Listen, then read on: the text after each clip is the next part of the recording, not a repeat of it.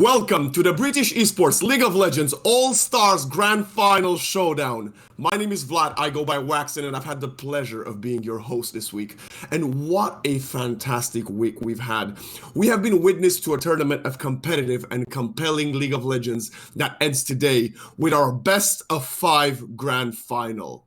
We started with 8 contender teams who topped their groups in the winter season, but now there's only 2 left to battle it out for the title of being called the best. Before we proceed with today's grand final, let's touch a bit upon the things that you can expect from British esports in the weeks to come. The spring season begins on February the 24th on a Wednesday with Rocket League, followed by League of Legends and Overwatch cycling through the 3 titles as the weeks will progress. The final date and hour to register your team and lock your rosters will be Friday the 19th at 5 p.m. So you still have 1 week time to sign up for the spring season. This entire week, we had a fantastic team working both behind the scenes and on screen, providing the best broadcast we possibly can for you at home. So I want to offer both the team and you at home a huge thank you for all the efforts and for being here with us this week. But now, before we jump in and I bring my casters alongside me, let's take a quick peek at yesterday's semifinals.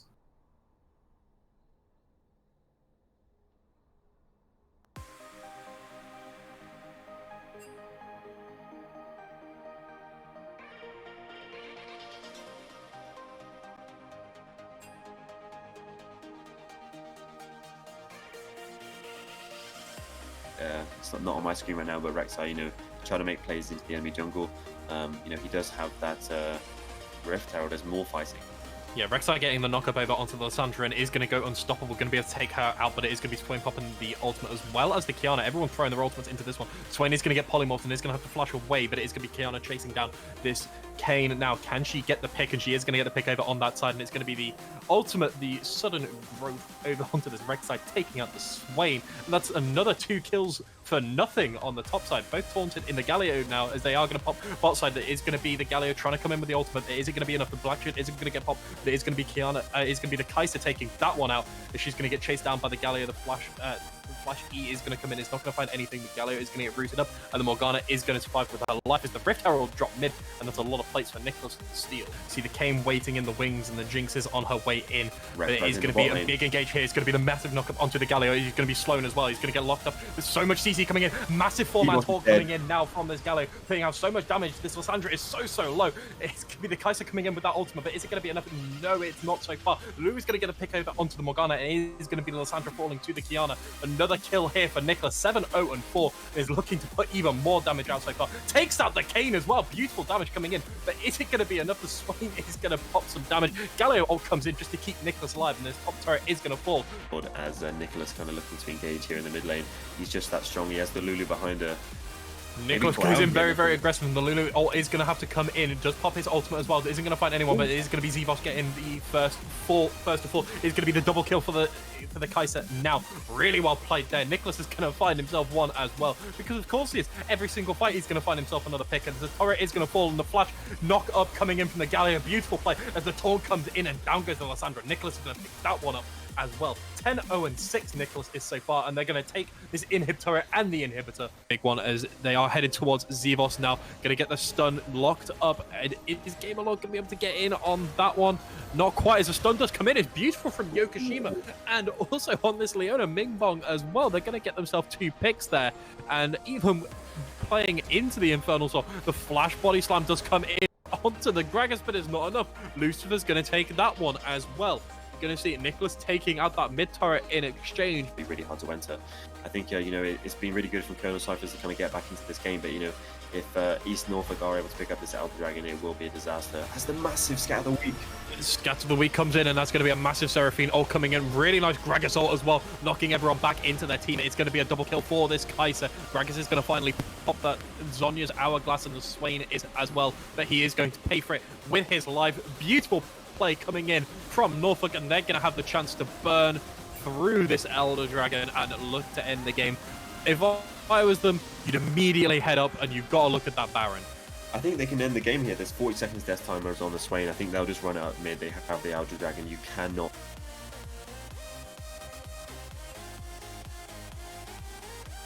And I'm going to say an interesting build path for the Vladimir in the top. 2 Fiendish Codexes. Not sure what they go into. Yeah, as he may be caught out here. The Vi is here as well.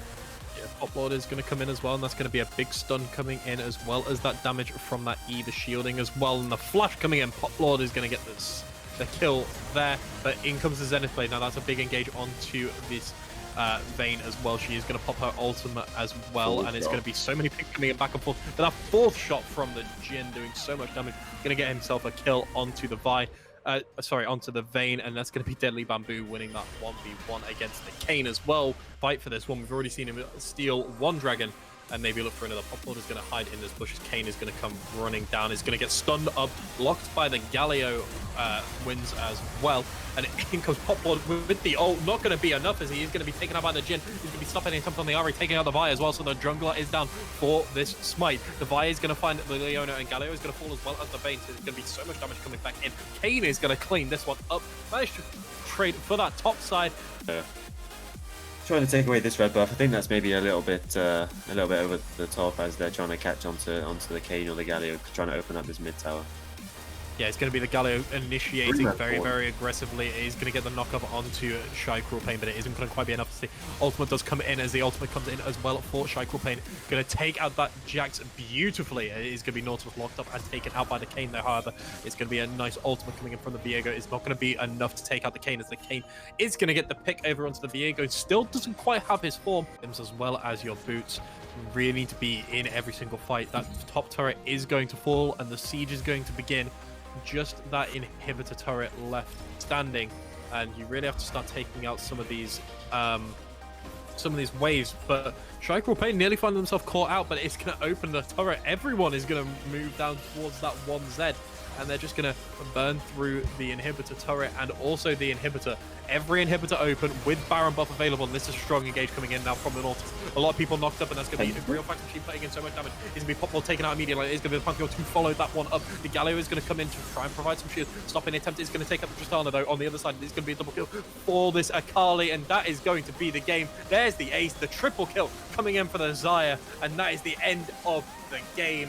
24-13, 24-minute game.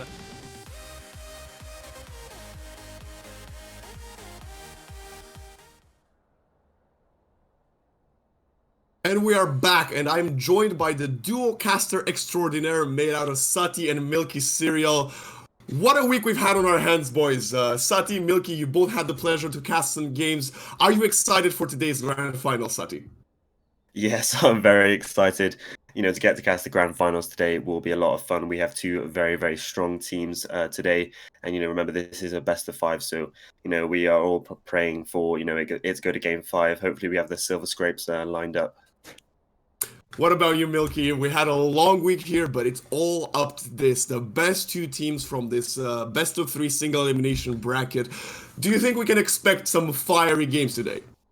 Oh, without a shadow of a doubt. I was casting in the Monday games. I got to see, I think it was 2 pentakills coming through, and the finals should be even more exciting than the quarterfinals. So I'm scared for my voice, but I think the fans are in for some awesome matches. Absolutely. Let's take a quick look at the bracket for this week, and let's see kind of what the trajectory of the teams we had. What did they have to go through? Who did they have to play? And let's talk a bit about that, Sati. We see East Norfolk on top of the bracket and Exeter College on the bottom of the bracket. They just were made to square up in the final, I see.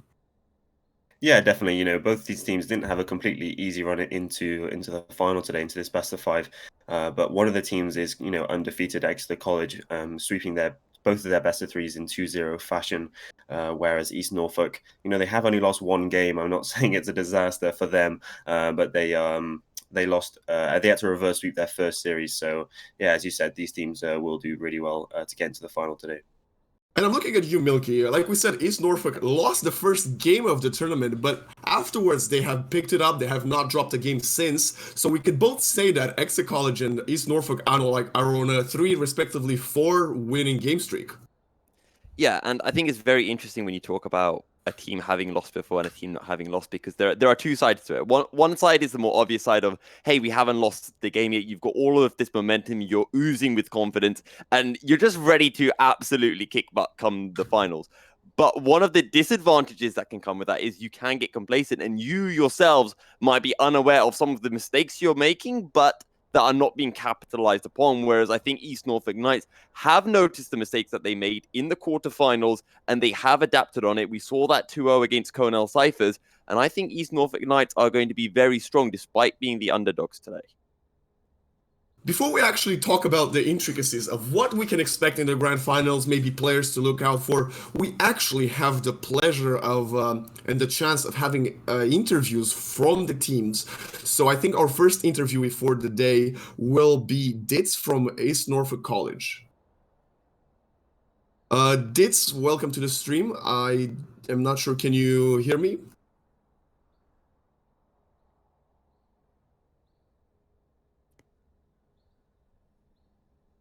We're just waiting for Ditz to pick up the phone call, everyone.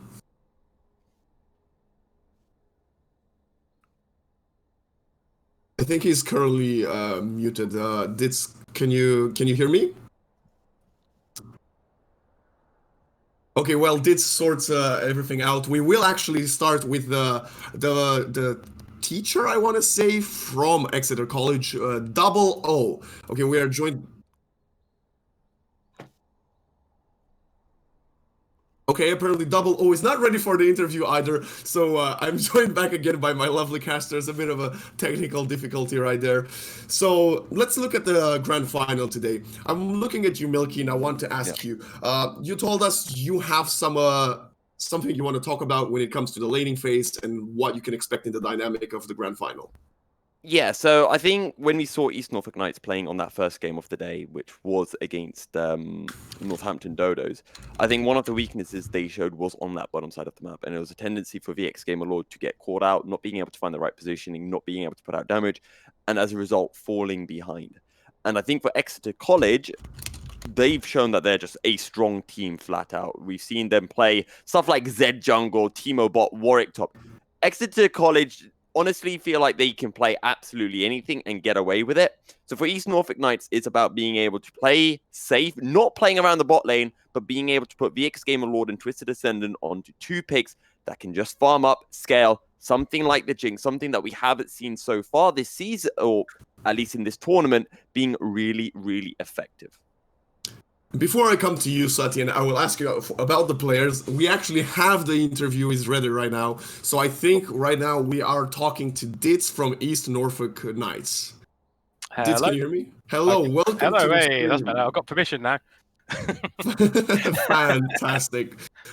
Ditz, welcome to the stream. I want to ask, what is your position within the team and within the college? I'm a teacher. I teach games development and on the brand new Esports course, which we've introduced this year.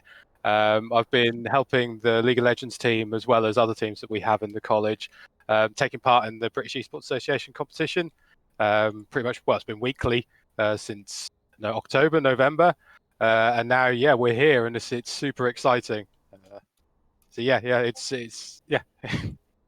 I don't want to dig too much into what you have maybe prepared for today, but maybe you can tell us how have the players gotten ready for this whole tournament, because we know it's been kind of a short notice since we've announced that we're running this tournament, and you were one of the teams interested in playing. So considering you coming on the back of the winter break, did you get into any specific kind of preparation for this tournament? I think with lockdown, it's been a bit difficult for some people to kind of get their heads back in the game. But having a tournament like this has really helped focus everybody, to get everyone playing again. There was points where I was, I don't really want to play League anymore. But actually having something like this has brought the team together, has brought everyone together, and it's fantastic.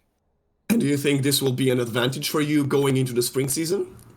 I think so, yeah. We're going to definitely be riding high. We are only a team of 5, so they're a strong team. They play well together. They adapt together. As we saw, we lost the first game, but we came back with the sweep. And I think we can, the guys are great at sussing out the other teams and seeing where potential threats are. And yeah, I hope we can do it today. And speaking of exactly what you're kind of getting into right there, I have a question from one of my casters. Milky is asking, how do you get players that are such different elos to gel so well together as a team and make it to a grand finals?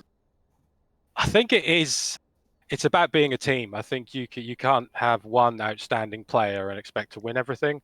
You got to know and be able to play together and know each other's weaknesses and where you're going to be. So actually, I think they're good friends as well as good teammates. And I think that really matters. On the same note from Milky, he's asking, so who is the shot caller and how often do you usually practice as a team?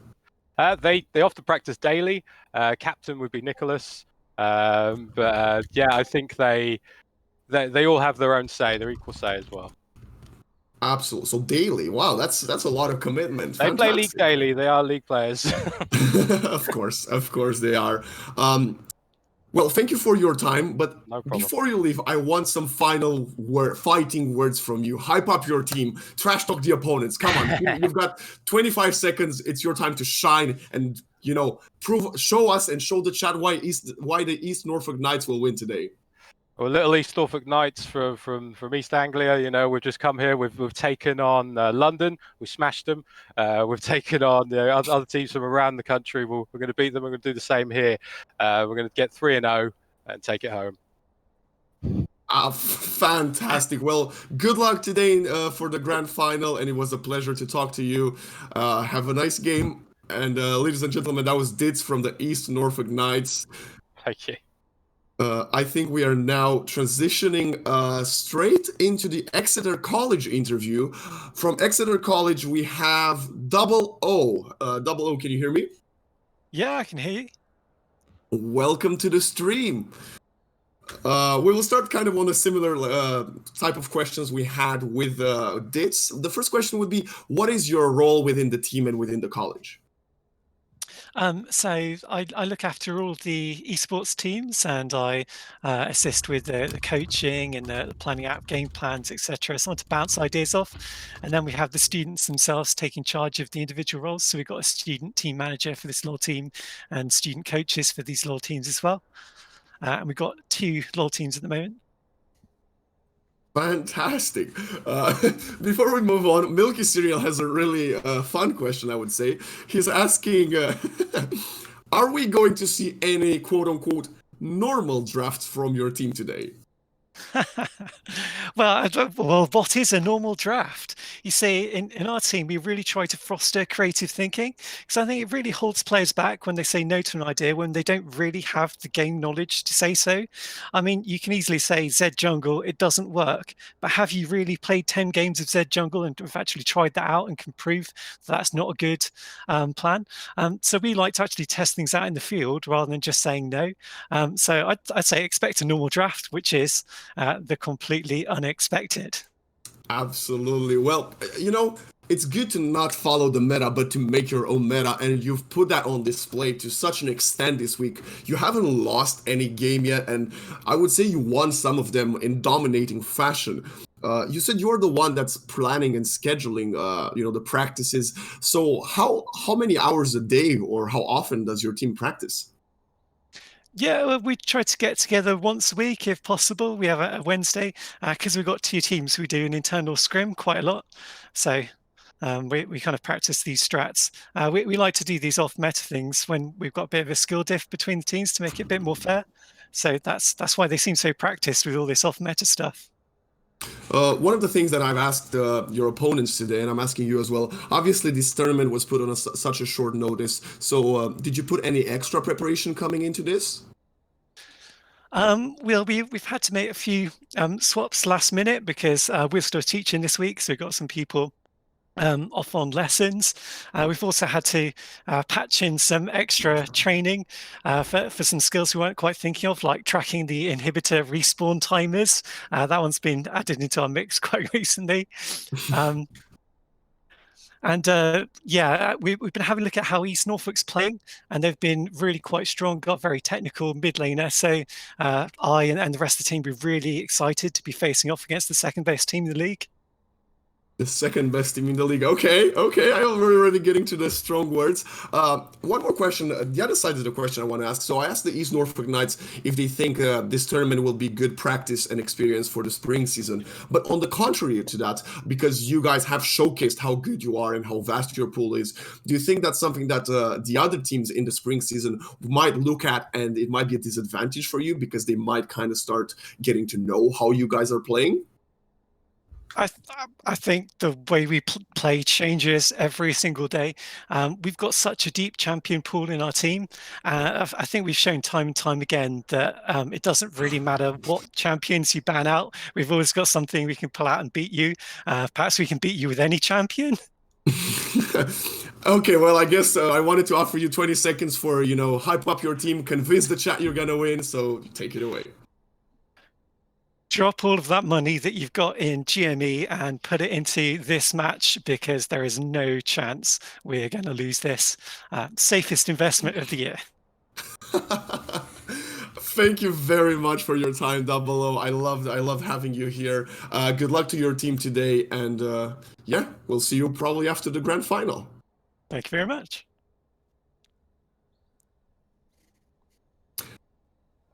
Sati, Milky Cereal, very two different approaches and styles and, I don't know, support staff and information they provided us. Exeter College told us they're practicing once a week. The Knights told us they're practicing daily. Very interesting, Milky. What do you think about that?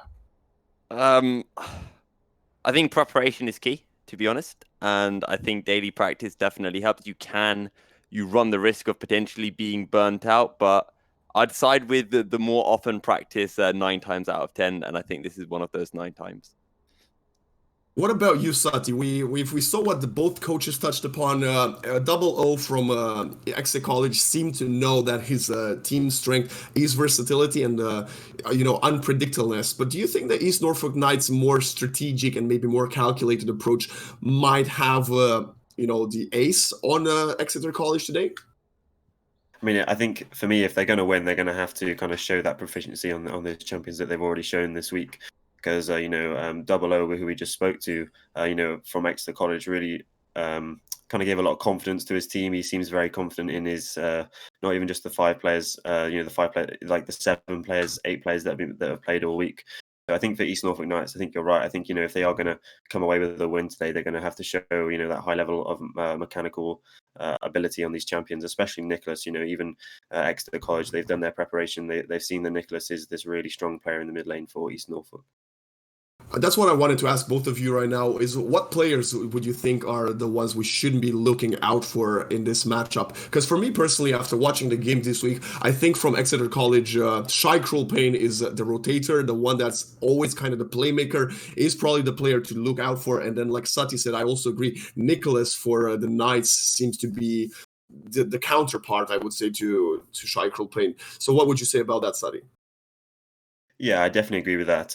I think in the first 5 minutes of the game, Shakur Payne, the jungler for Exeter College, is definitely the person to keep your eye on. He's been kind of had some creative jungle pathing to kind of get some early ganks. He's definitely not afraid of that, to maybe even put himself a little bit behind but get his laners ahead. But the other thing is these 2 mid laners. Both of these players have played so well this week. Both of them are quite high elo, and both of them play these really high mechanical skill champions. So, if you're looking for some blood, I think this mid lane is going to be a really fun one to watch. What about you, Milky? Who do you think are your players to look out for this first matchup of the day?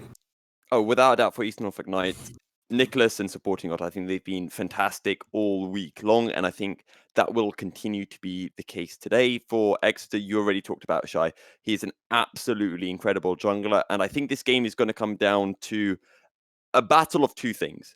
Nicholas versus stop any attempt in the mid lane, and what Shy Cruel Pain can do in the jungle. And the key thing is, when you look at something like a mid lane matchup, it's very easy if you're on one side of the matchup to play safe. You could take something like a Syndra, you just sit back, you farm. But when you are a good jungler, oh boy, can you make that known. The amount of counter jungling, counter ganks you can pull off is incredible. And there's nothing that you can really do as the other jungler to prevent it happening. You need to be fully aware of what's happening. You need to have all of your laners on point as well.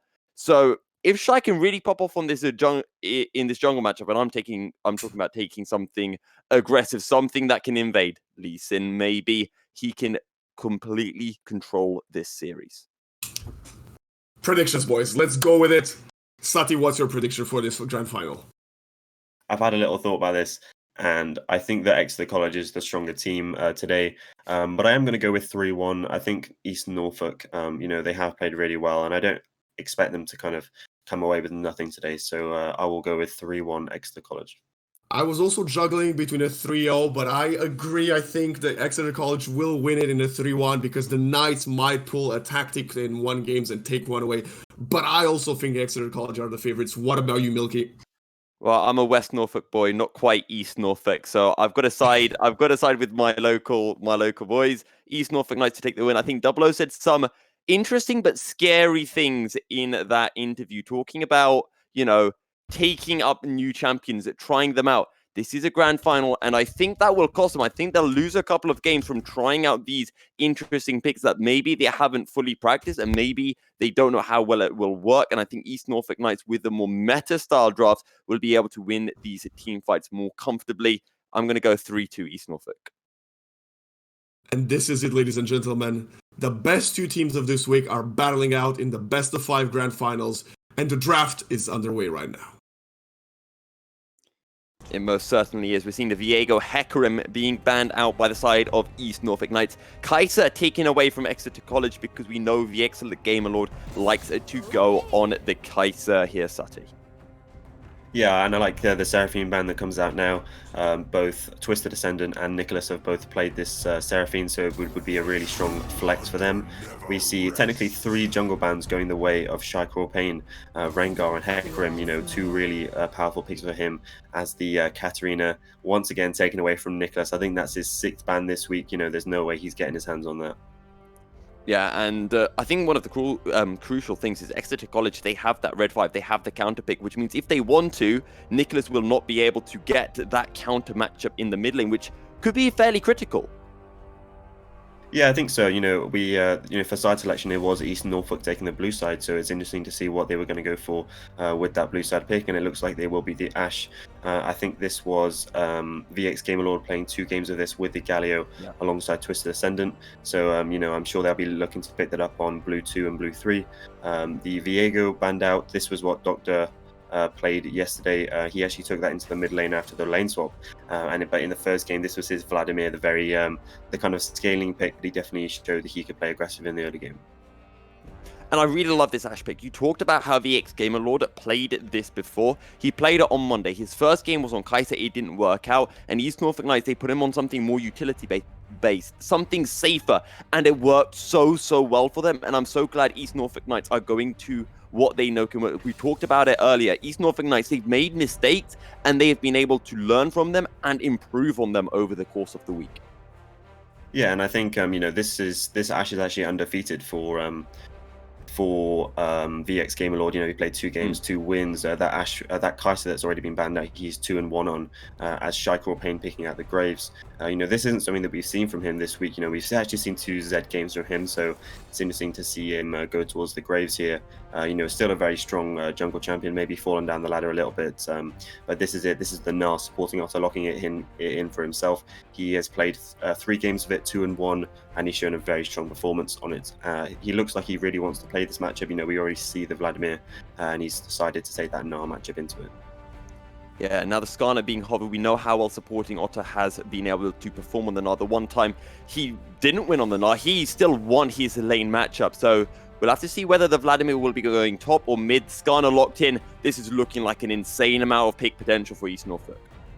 Yeah, and I think this is definitely, just an answer into the Vladimir. This Vladimir, you have to have that lockdown, that CC. Once that pool goes away, if any kind of Ashe arrow lands onto the Vladimir, or even that R from Skarner, Vladimir is not going to be having a very fun time. So I really like the answer here, as we will see probably an AD carry pickup. This is Fax Machine Zara. He locks it in for himself. He had an absolute monster performance yesterday on it. They banned away his Tristana and his Kaiser yesterday, but he pulled out this Zaya, and he showed that he's not just a safe champion. He can play very aggressive. He's definitely shown his proficiency on this. He's very good at Zaya. And the other thing to mention is Zaya has self-PR, and when you've got a pick composition like East Norfolk Knights are drafting, that can be absolutely critical. Feather storming away from the Enchanted Crystal Arrow, or maybe from a Skarner Slow as well. Syndra banned away from, from Nicholas in the mid lane. Yeah, Nicholas played this yesterday. This was the game that they actually kind of struggled to close out the game on the Sindra, but he kind of got my MVP for the end of that game because he was a little bit 1v5, a little bit 2v5 to kind of close out those last team fights. So to see that banned away is not particularly surprising. It's interesting to see that Yone has now been banned away. I expect this Vladimir to go towards the top lane so that Yone would be going on to stop any attempt. That would be a double AD mid jungle, which isn't particularly ideal, especially they don't have a lot of CC. It's just that Yone Q and the slow from the graves as another ban is targeted towards Nicholas.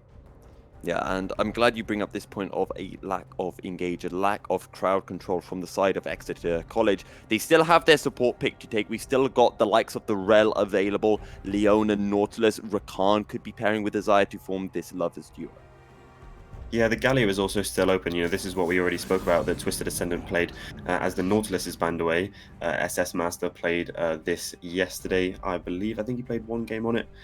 Yes, and the other support we saw from Exeter College also played Nautilus, so Fax Machine definitely knows how to play with that. As I think we will expect to see the support pick up here, paired with a Zaya, that Rakan is actually still open, as it will be the Thresh. Very interesting. I mean, Thresh, fantastic pairing with Desire. And again, we talk about the pick potential available for East Norfolk Knights. With that Dark Passage, the Lantern from Thresh, it can provide so much utility and so much safety for Exeter College as we look to see what Twisted Ascendant will be taking. And it's looking like the Morgana at the moment. Yeah, that Morgana kind of helps the Skarner get in there. And, this is a similar thing that Twisted Ascendant likes. He likes these enchanters like the Lulu. And it's a very nice answer into the Thresh. Actually, I was thinking about it. The Thresh takeaway to take away the kind of Thresh Skarner combo. We don't see that too often, but it is a fun it is a fun combo. As lastly, we'll see the mid lane pickup. I'd love to see a Zoe here. This is a extremely high skill cap champion, and the amount of things you can do on this champion is completely crazy, and it is locked in. This will be a very spicy mid lane matchup. Just to see now what Stop Any Attempt wants to take into this Zoe. And I love this Zoe pickup. We saw Nicholas playing it on a Monday. He performed so well, and it was into a matchup. I can't remember the exact matchup, but I remember Temporal saying it was a very hard matchup to play as Zoe, and Nicholas was able to stomp on the champion. We know what Nicholas can do, and he is on to the Zoe. The Silas locked in to come through in the mid lane.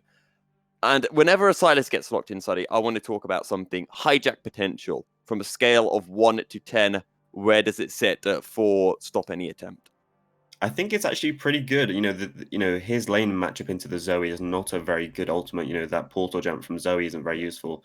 But the Gnar, that's a massive ultimate, and you don't need the kind of, it doesn't have the same problems that Gnar has to kind of get that ultimate off. And also the Ashe, I think Ashe is maybe one of the biggest ones because Ashe's ult has a massive AP scaling on it, and that transitions over onto Silas. Silas building AP, just landing that ultimate, on its own. Forget about the CC, may even just one-shot someone.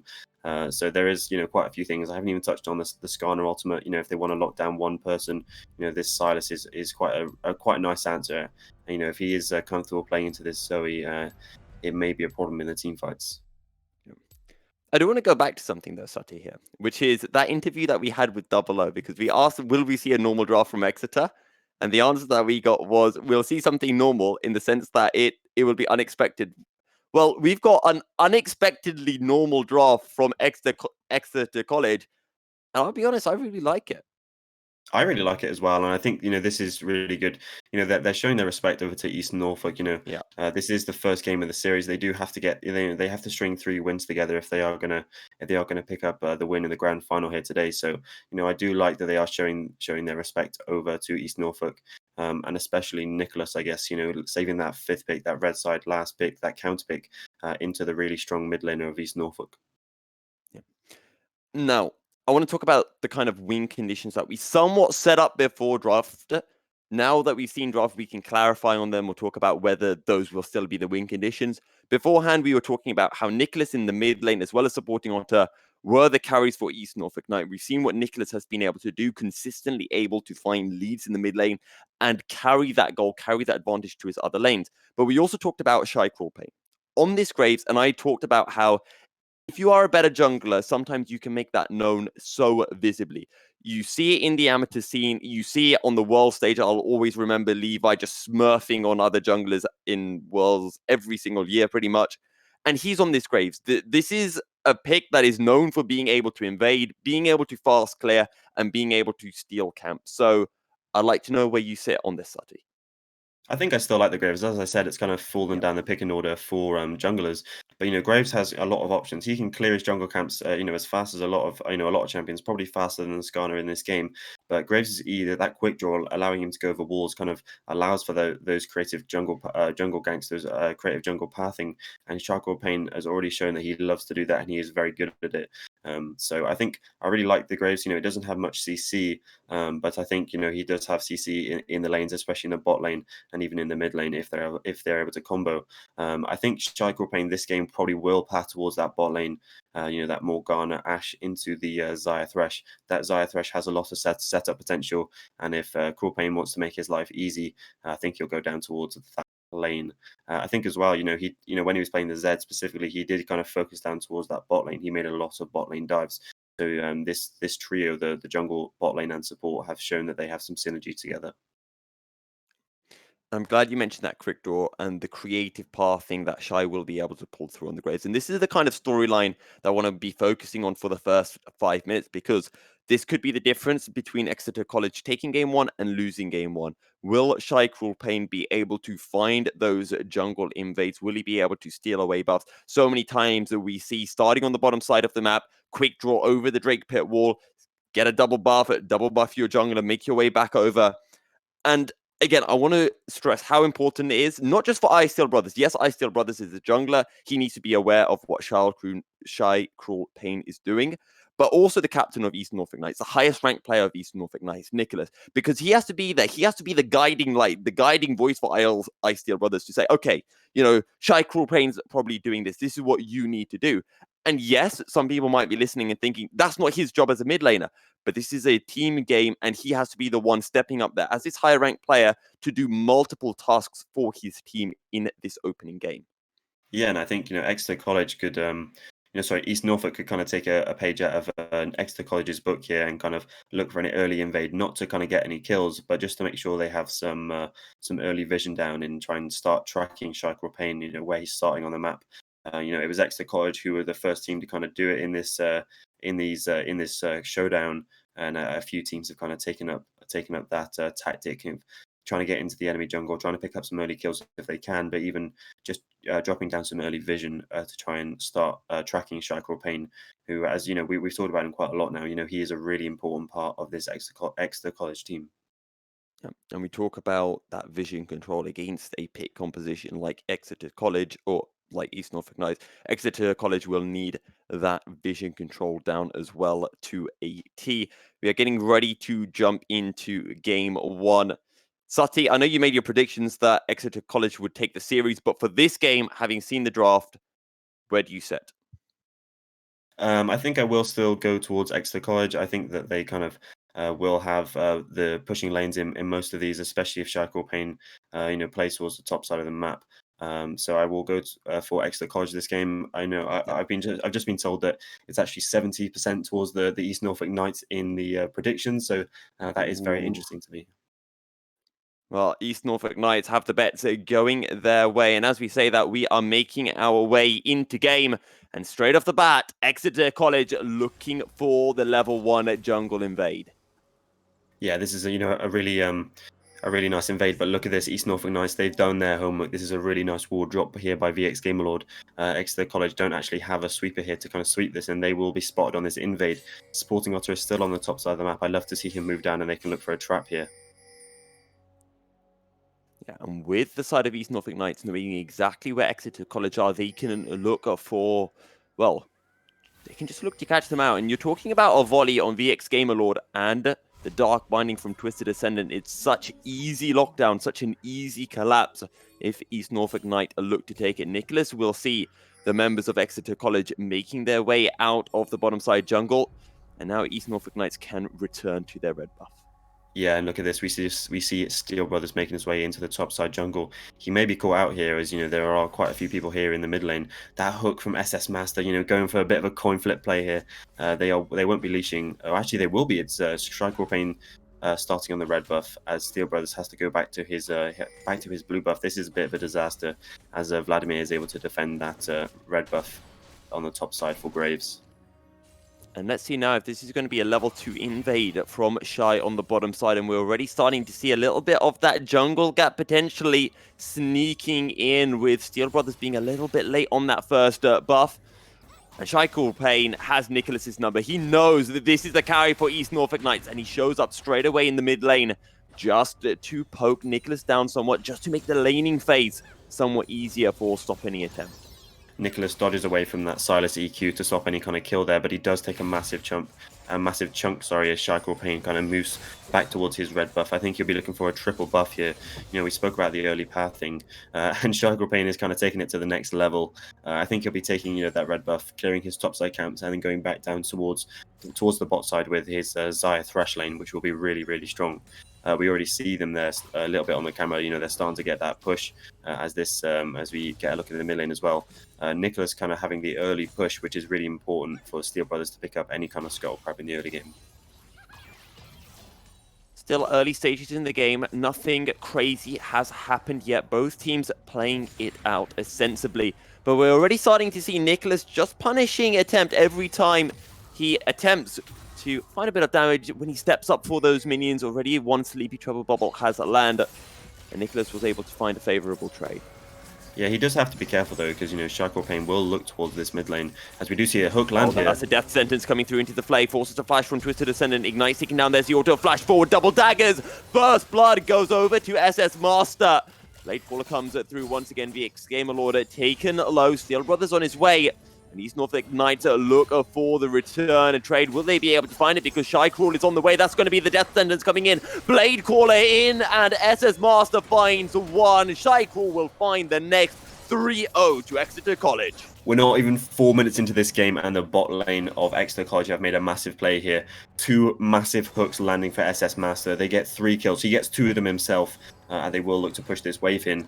VX Game Lord will miss a massive wave here, as well as Fax Machine picking up a plate. This allows Graves to kind of pick up that bot lane Scuttle Crab as well. And look at this, Nicholas, who is a massive win condition here for East Norfolk, hasn't been able to kind of get any kind of big advantages here in the mid lane. Has not been able to. 2k goal lead already to the side of Exeter College. We highlighted the bottom lane of East Norfolk Knights being that weak side, and Exeter College have exploited it brilliantly. Yeah, there'll be a lot of sad fans in the chat. 70% going towards the Knights here, but a massive early lead here for Exeter College. It looks like thankfully Steel Brothers was able to pick up that top side Scuttle Crab. Shackle Bane is currently invading onto the Skarner, taking away that Gromp. It looks like he does have Smite. Who will win the Smite fight? Graves is the high level as it actually resets. Very interesting, as supporting order comes down to try and help. This is aggressive from Shy-Crawl Pain, but Dr. Smeatnik is here. Stop Any Attempt, working his way up. Sleepy Trouble Bubble will not be able to connect. This is going to be a 3v2. The Paddle Star coming in. Doctor will already be able to find one, supporting on the run. There's already 4 kills to the side of Exeter. 5 minutes into this game.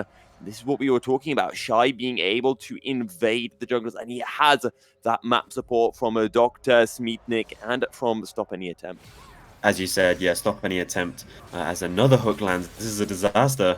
He isn't able to kind of get that Black Shield onto the Ashe beforehand. But yes, as you know, just before that, Stop Any Attempt and Dr. Smeatnik both having the push in the lane, allowing Shackle Pain to invade the top side of the map. Steel Brothers now kind of being a little bit too aggressive, fighting for things he can't really fight for. And there is 4 kill advantage here for Exeter College, and Steel Brothers is down 2 deaths. I guess the good thing, the silver lining for the side of the East Norfolk Knights, is the fact that half of the kills for Exeter College are on the support, the Thresh 2-0. Yeah, I think so. I think that will allow him to get some early wards, especially if they want to take control of this bot side river, start snowballing those drakes. I think, Graves hasn't actually based yet, but once he clears his topside camps and base, he will be able to go towards the bot lane as a flash out of stop any attempt trying to survive in that lane. Yeah, stop forces flash after the Sleepy Trouble bubble lands. Nicholas stepping forward has got the level 6 hijack and not yet picked up from attempt. That's going to be a mini wave crashing into the Exeter College mid lane tower. Yeah, I think just trying to farm up right now. Payne currently onto his Raptors. He hasn't based yet, as I said. I really think he needs to base as soon as possible, and especially as his bot lane has already based, they kind of want to be on the same tempo here and kind of go towards the Drake in the early game. I think the biggest problem is look at this top lane. There's actually a lead for Dr. Smeetnik on this Vladimir. This Vladimir will scale so well into this late game. He has gone towards that same build as he did yesterday. He has the double Fiendish Codex. It will give him AP and cooldown reduction. And we expect him to go towards that Rabadon's Death Cap first item and not kind of go towards that mythic item that's so common for most champions on this patch. When we look across the map right now, and it's a lead for Exeter College in all roles. It's a 3k gold advantage, and if production could just highlight that gold difference, you can really see talking 600 gold advantage in the top lane, in the bottom lane 800. There's actually 1,000 on the support as well. Yeah, as we see, it's actually the three of them kind of using that bot lane advantage to get the second Scuttle Crab, as there is trading. Oh, that's a Narok coming through, supporting Otter, starting to show why he's not the support. Boulder Toss comes through, supporting Otter, just needs a boomerang, but the healing from the transfusion is ridiculous. First, Drake has been secured by the side of Exeter. Well played by Dr. Smeetnik to be able to stay alive in that situation. Yeah, I think this is really important for him to kind of stay alive here as well. It means that he is able to catch this wave, which is really important for him, to not fall behind in XP. The stun onto Nicholas forces the flash away. Fair bit of damage with the chain lash. Cruel Pain going in under tower, and the collateral damage does not connect. Nicholas will be able to secure the kill for the side of East Norfolk Knights, and that's one back. Under tower goes attempt, and I guess that is how to use a Zoe portal jump effectively as Silas. Yeah, I said in the draft, you won't want to be stealing away that portal jump, but Stop Any Attempts is decided that he's found a way to use it as another hook lands. Both of these supports kind of landing a lot of, their CC in this lane. We've seen Twisted Ascendant land a lot of those Dark Bindings, and SS Master landing some crucial picks. But Nicholas, finding a really important kill there onto Shy Cruel Pain. As the flash death sentence into the Flay Exhaust onto the Real Facts machine. Dark Binding will connect, but that is all. Twisted Ascendant forced to use both summoners. Gamerlord burning the heal as well. Yeah, SS Master, kind of knowing that cooldown on the Dark Binding, he flashes and Qs in, has another hook lands, but this Dark Binding is up now. SS Master showing some real proficiency on this champion, as we see more trading into the top lane. Look at the CS advantage for Vladimir here, almost like 33 CS there, and as we said, he will scale so well. It is Nicholas going towards the early Ionian boots of Lucidity. He will be a really important factor if East Norfolk are to be able to win this game. I'm not sure how the Vladimir into Gnar matchup is supposed to go. Theoretically, either way, it's going the way of Dr. Smeetnik at the moment. 1-0 on the Gnar. Shy Cruel Pain had a look towards the Rift Herald, but instead he's going to turn his attention. And oh no, Nicholas has used a portal jump. He'll get collapsed on and taken down. Shy Cruel Pain picks up another kill for Exeter College. And we spoke about, the kind of respect that Exeter College have shown East Norfolk, especially in the draft, going towards a much more standard draft. But Shy Cruel Pain knows where the enemy team's carry is, and he is, paying a lot of attention here to Nicholas. I think that's the 4th or 5th gank, and Shy Cruel Pain picks up another kill. Fantastic respect from Exeter in the draft. We did talk about it before, and the Gamerlord knows.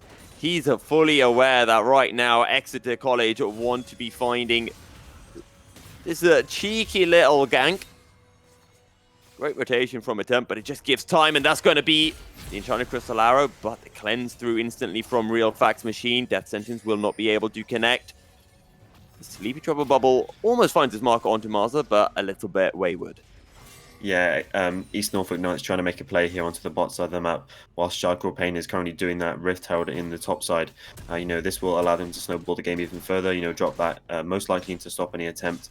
and trying to get him ahead of this Zoe and open up the map in the mid lane. Their other option is kind of to use that into the bot lane and open up that bot tower, because that's already been 2 tower plates gone there. As look at this again, Charcoal Pain is already back here in the mid lane trying to make a play onto Nicholas. Teleport coming through, the Impale is available, and it will land through onto the Graves, but he's been pulled back by stop any attempt. The Graves are low, Nicholas is able to find one. Now a 3-on-1 under tower, the Autos coming through, supporting Otter, finds it, flashes out to safety, almost falls to the tower shot, but the side of East Norfolk Knights able to find it 2-4-0. This is a massive pickup for East Norfolk Knights. This is what they need to get back into the game. And I think the biggest thing to look at is Dr. Smeatneck is in the top lane. He does actually have that TP. This is something we saw yesterday. He does not want to use that TP to kind of move down and help his team. He wants to use it to kind of get lane advantages. And he has, cost his team 2 kills there. But I think Charcoal Pain going a little bit too aggressive there in the mid lane. Kind of walking through that tower and trying to drop that Rift Herald, but he is punished for it there. A really important pickup there and a really nice play from East Norfolk. East Norfolk Knights are now starting to come online. The gold discrepancy is under 4k for the first time in a while. And we talked about East Norfolk Knights, the fact that they have this pick composition. And as soon as Steel Brothers hits that level 6, as soon as he has that Impale, he is able to start making magic happen for the Norfolk Knights. Yeah, and I think, for Exeter College, this is probably the best competition they've come up against. And they're kind of showing, it's kind of... It's kind of like showing because they're trying to make these same plays into a better team, and they are being punished for it, which is really important as they are looking to make another play. The Cloud Dragon spawns in 4 seconds as Nicholas gets the mid push. Now remember, teleport's not available for supporting Otter, but it is for Dr. Smeatneck. And Exeter College should have a man advantage. Going over the wall goes SS Master. The Drake has been secured, and Master's going to be able to run out to safety. Shy taken down low. Smeatneck again into the Sanguine pool to buy time. This is twice. Supporting Otter has been on the verge of securing a kill, but is unable to do so. Yeah, and we see the Cloud Dragon going over to Exeter College as maybe Thresh go out here in the pit. It looks like they want to fight. They do. Steel Brothers are showing up. Does he have the Impale? Does he want to go in? It's a 3-on-1 at the moment. Enchanted Crystal Arrow will come through. That's the teleport. SS Master on the run. Death Sentence is not going to be able to connect. Steel Brothers will get taken down. And Shy stepping forward onto VX Gamer Lord. The volleys are flying. That's going to be the collateral damage almost connecting. Sleepy Trouble Bubble will. A big paddle star. Smeatneck going in and will be able to secure the kill with the Tides of Blood. 2 kills going the way of Exeter College. Exeter College get the 2 kills, as well as that Charcoal Pain actually dropped the Rift Tower there in the bot lane. He gets both plates there in the bot lane and the first tower of the game. So a massive win there for Exeter College, and they grow their gold lead even more. We see Charcoal Pain going back to base now, and he picks up that Gale Force. It's a really important, mythic item there, and he will, he was already strong, and he's getting even stronger. 8 kills to 3, a 5k gold advantage for Exeter College. Turret plates have now fallen, and that first turret of the game went the way of Exeter College in the bottom lane. Dr. Smeatneck taking a fair bit of that gold, as well as Shy Pain. And Shy now has that first, the mythic completed. The Gale Force has come through. Berserker Greaves as well, 20 CS advantage to Steel Brothers. Yeah, Charcoal Pain having a really strong early game. This is kind of what we know him for.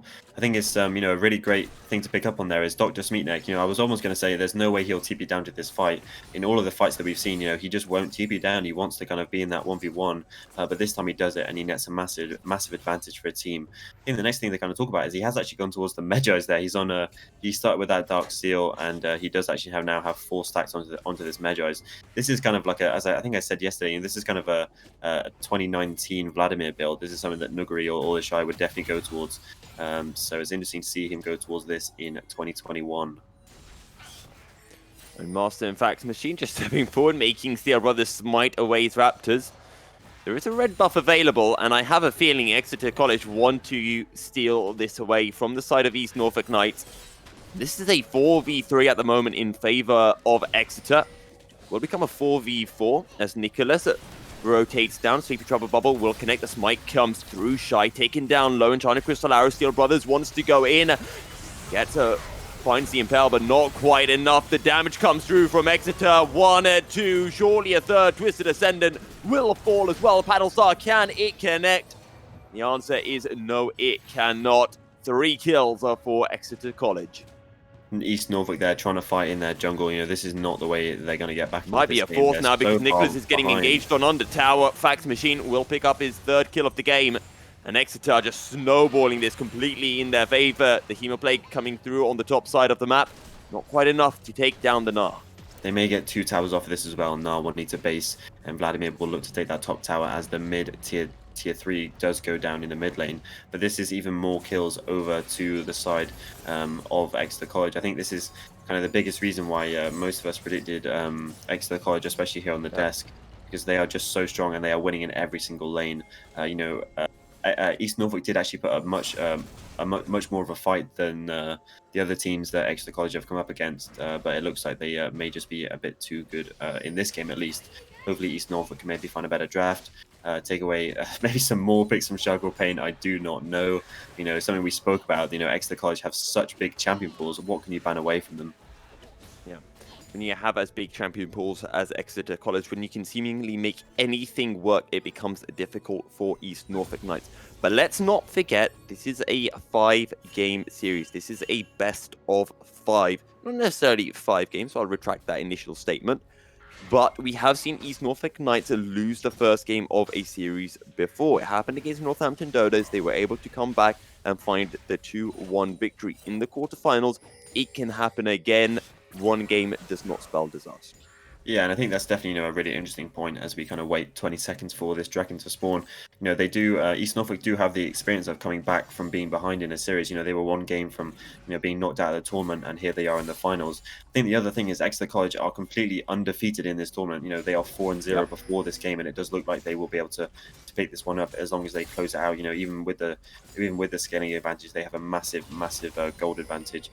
So I think there's kind of points for both teams here in this game. This might be the pickup coming through in the bottom lane. Paddlestar comes through. There's the Impale, the suppression. Stop any attempt, but they're flashing away. Now Teleport coming through. Exeter looking to turn things around. The Mastery is a flash. Sleepy Trouble Bubble will connect onto the Vladimir. Nicholas stepping forward. Is it enough damage? No, the CC down onto Nicholas. Death Sentence almost connects. Steel Brothers flashing, but the Blade Caller will find the kill. Under tower, shut down for Nicholas onto SS Master.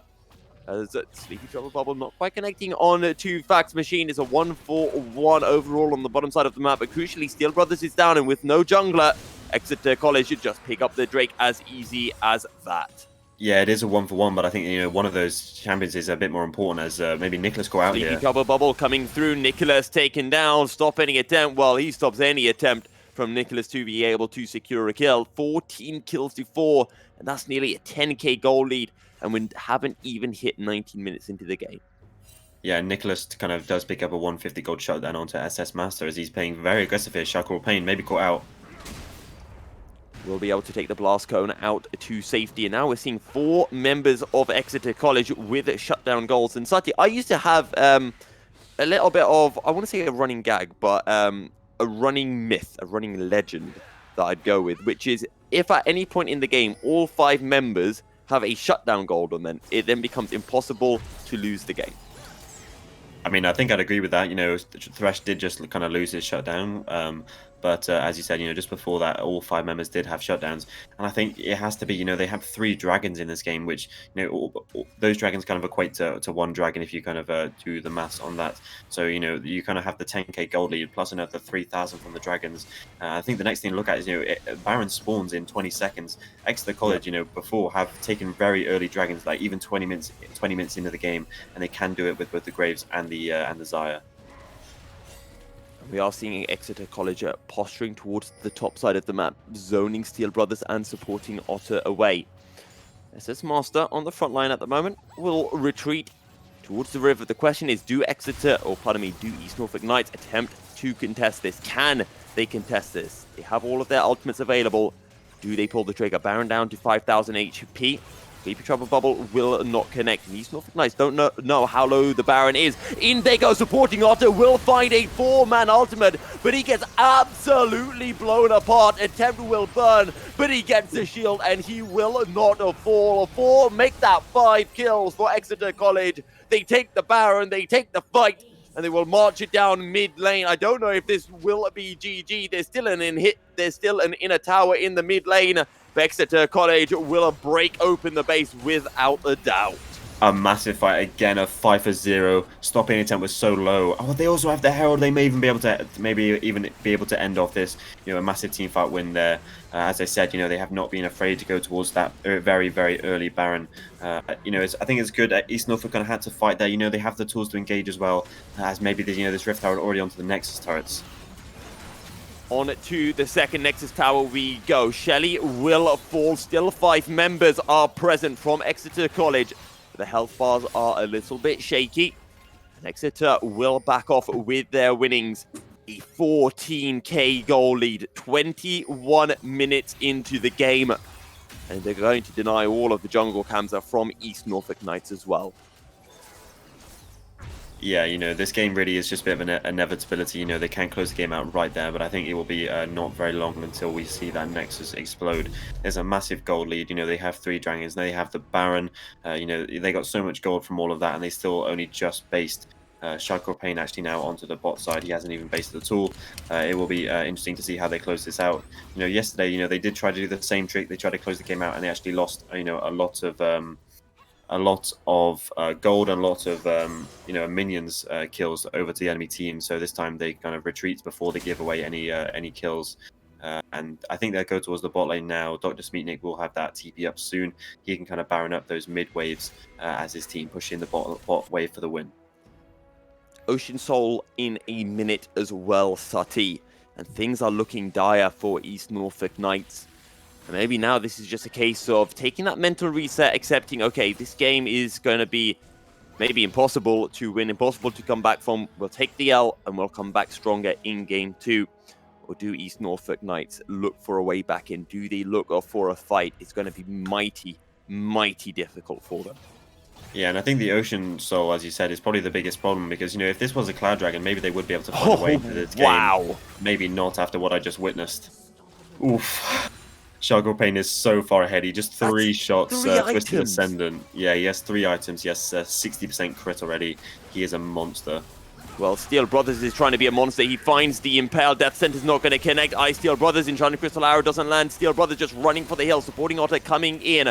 Blade Caller comes through. Sleepy Trouble Bubble. That'll be 1 going the way of East Norfolk Knights, but is it enough? A 2-man defense is needed. 4 on 2. That's a big Gnarl, but it does absolutely nothing. Shy will be able to find 1. SS Master still alive. And the the Lantern Shield will keep a Shy alive.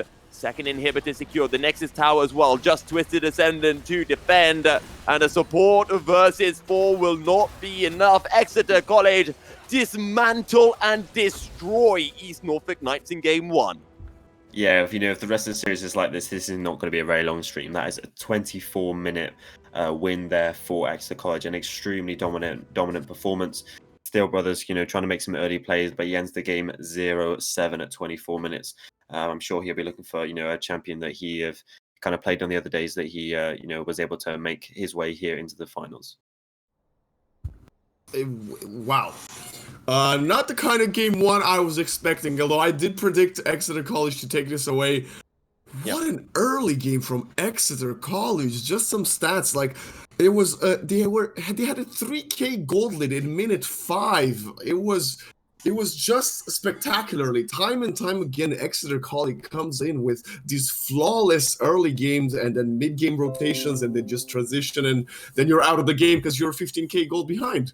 Like, what happened there, Milky? I mean, we talked about it before the game, right? We talked about, will Nicholas be able to find an advantage over Stop Any Attempt? And we saw, right at the start of the game, he was able to bully Stop Any Attempt out. But as we said, the jungle matchup is so important in the current meta, and that's exactly what Shy was able to do. Counter jungling, counter ganking, being able to pick up the kills, and eventually, one of the most beautiful things he did in that game was literally level 1, came in, stole the red buff. What did he do after that? Did he look to take more buffs? Did he look to gain a jungle advantage over Steel Brothers? No, he just walked straight to mid, dropped 3 autos on to Nicholas and said, hey, you're now half HP. My mid lane is full HP. Doesn't matter if you're better than my mid laner, because if you're on half HP, you're not going to be able to do anything. And that's what happened. And from that second minute of the game, I think the game pace was really determined here, Sati. And Sati, like I said, we looked at Stop Any Attempt, we looked at Shy Cruel Pain, but There was also a different story that happened this game, and I think you touched a bit upon it in the game, and that was the bot lane with SS Master constantly landing those hooks. And like, I'm looking at the scoreboard right now, SS Master with 12 assists, most on the server, a real fax machine as well. Both of them only one dead. They played that bottom lane to perfection. Yeah, the SS Master landed a lot of really important death sentences in that game, and he was a really important factor for them. And it is really easy for Fax Machine to kind of play any champion alongside him. Fax Machine has played Tristana, he's played Teemo, he's played Jhin, he's played Xayah. A second game of the Xayah there. He showed that he can play anything alongside him, and the support is probably the most important part of that duo lane in the bot lane. And SS Master is making Fax Machine's life very easy today. Yeah, like every single player for Exeter College has come here today to play, and we saw at one point the Knights they had like a 3-man gang on mid, and they managed to kill both Shrike Plane and stop any attempt. And that was when I hoped, okay, maybe they kind of got this figured out. They're gonna over rotate, they're gonna overwhelm with numbers, but that didn't really happen. Milky, was that one good gang, and then they just kind of fell off again. I think from the side of Exeter College, they just had East Norfolk Knights number the entire game. They knew exactly what they wanted to do. When Steel Brothers looked towards bottom side, which, looked like a decent gank, Shy knew exactly what was coming. He was there quick. I mean, to be honest, the gank didn't work. I mean, Steel Brothers, or I should say Norfolk Knights, lost the 3v2 that was in their favor, but Shy just came up and meant that instead of getting 1 kill, I think they ended up securing 2 or 3 kills. So I think it was just a game that Exeter College, I mean, they were the better team. In every way, they played that so well, and that was a really good demonstration of how to snowball a lead as well.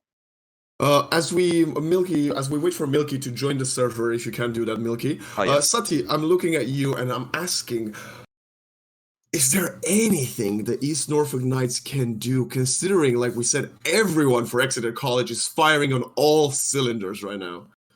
Yeah, and I think the biggest thing for East Norfolk is Nicholas. He's definitely not playing poorly today. He did play that 1v1 when it was a 1v1. I think that's really important. He did play it very well, but I think Shackle Payne was constantly in that lane. He knows that if Nicholas is able to get any kind of lead, that's the way that East Norfolk can kind of win the game. So if he makes it a 2v1 in that lane, Nicholas is not going to be able to play. And the way to answer that is for Steel Brothers to kind of maybe pick later in the draft, not pick something like the Skarner, and pick an even stronger mid lane jungle 2v2 and kind of just fight them there. So I'd love to see them do something like that and kind of match the early aggression from Shy Payne. Let's ask about the top lane matchup we had last game. So we had, I think, Vladimir for Exeter College that was just overwhelming constantly. Like, the top lane was probably one of the more balanced one because they were just left at their own accord. But still, I feel like Exeter College still came up on the plus side on top lane as well. What do you think, Milky? Is that? Oh, without a doubt. The Vladimir was just absolutely huge from Dr. Smeet Nick. Yes, the Viego ban was good, I think, but I think there has to be a Vladimir ban through. I personally wouldn't ban away Shy because I think he's shown that he can play on any champion and he can make things work. So, you take away something like a Pantheon and he'll just play the Graves. Take away the Graves, he'll probably play a Kayn, maybe a Zed. Who knows what can come through? So I don't think worry about him. I think just worry about that Vladimir. Take away the Viego as well. And as Sati mentioned, put Steel Brothers on something that can gank pre-6, something that can help out Nicholas and help him to gain an advantage, because they need to create an advantage somewhere to East Norfolk Knights. They can't try to play this slow game. We're going to wait until 25 minutes and then team fight or find picks. They need to have something that has some form of aggression early on in the game. I definitely believe that's the secret, because we haven't seen Exeter College lose any early game yet. We haven't seen them lose, well, anything at all. But I think if East Norfolk Knights manage to get an early game and maybe get one game in this series, it might be interesting to see how Exeter College responds to being, finally being figured out for once. But do you think, is that going to happen in game number 2, Sadi? I don't think it will do. I think Exeter College really looked just too strong. They seem to be winning on all sides of the map. Me and Milky kind of spoke about, we're not quite sure how that Vladimir Gnar matchup is supposed to go, but I feel like Gnar should be a little bit stronger in the early game. So it's interesting to see that Dr. Smeatnik is kind of winning out that early game, which just shows, they may just be kind of a step above East Norfolk today. Even though that top lane matchup wasn't really that important for kind of the state of the game, as you said, they were on their island. Dr. Smeatnik on that Vladimir was just kind of a late game contingency plan, if it was to go that far, but the game only lasted 25 minutes. So I do think that Exeter College, kind of will take this game 2 again, just because it's so hard to draft against them. This is the 5th unique pick of 5 games from Stop Any Attempt, and he's looked just as good on all 5. That's 4 out of 4 unique picks for Shaika or Payne, and 2 of those being a Zed jungle. So what do you do against these guys? Well, we're gonna find out if East Norfolk has something in their pocket to maybe change the fate of this tournament and maybe put Exeter College down for at least one game, because the draft is underway. Sati, Milky, take it away, and good luck to both teams. Good luck to both teams indeed. And Sati, I still want to go back to that interview that we had with Double O before game 1, where he said expect the unexpected in drafts. And I'm really glad Exeter showed respect to East Norfolk Knights in game 1. They said, okay, game 1 is a best of 5. We're going to play game 1 seriously. We're going to see where you're at. And I think now Exeter College will have faith. I think this is now where we start to see some spicy picks, some flavor of the month picks making its way into the draft. Yeah, I think so. I think, I would like to see them kind of go 2-0 up in this series if they are to kind of play less standard picks. But, as we see the draft kind of go through here now, both that Vladimir and the Viego banned away from Dr. Smeatnik. We will see a new champion from him in this game as they kind of go through some of the AD carry champion pools. That Thresh is also banned away. SS Master, played a really mean Thresh that last game.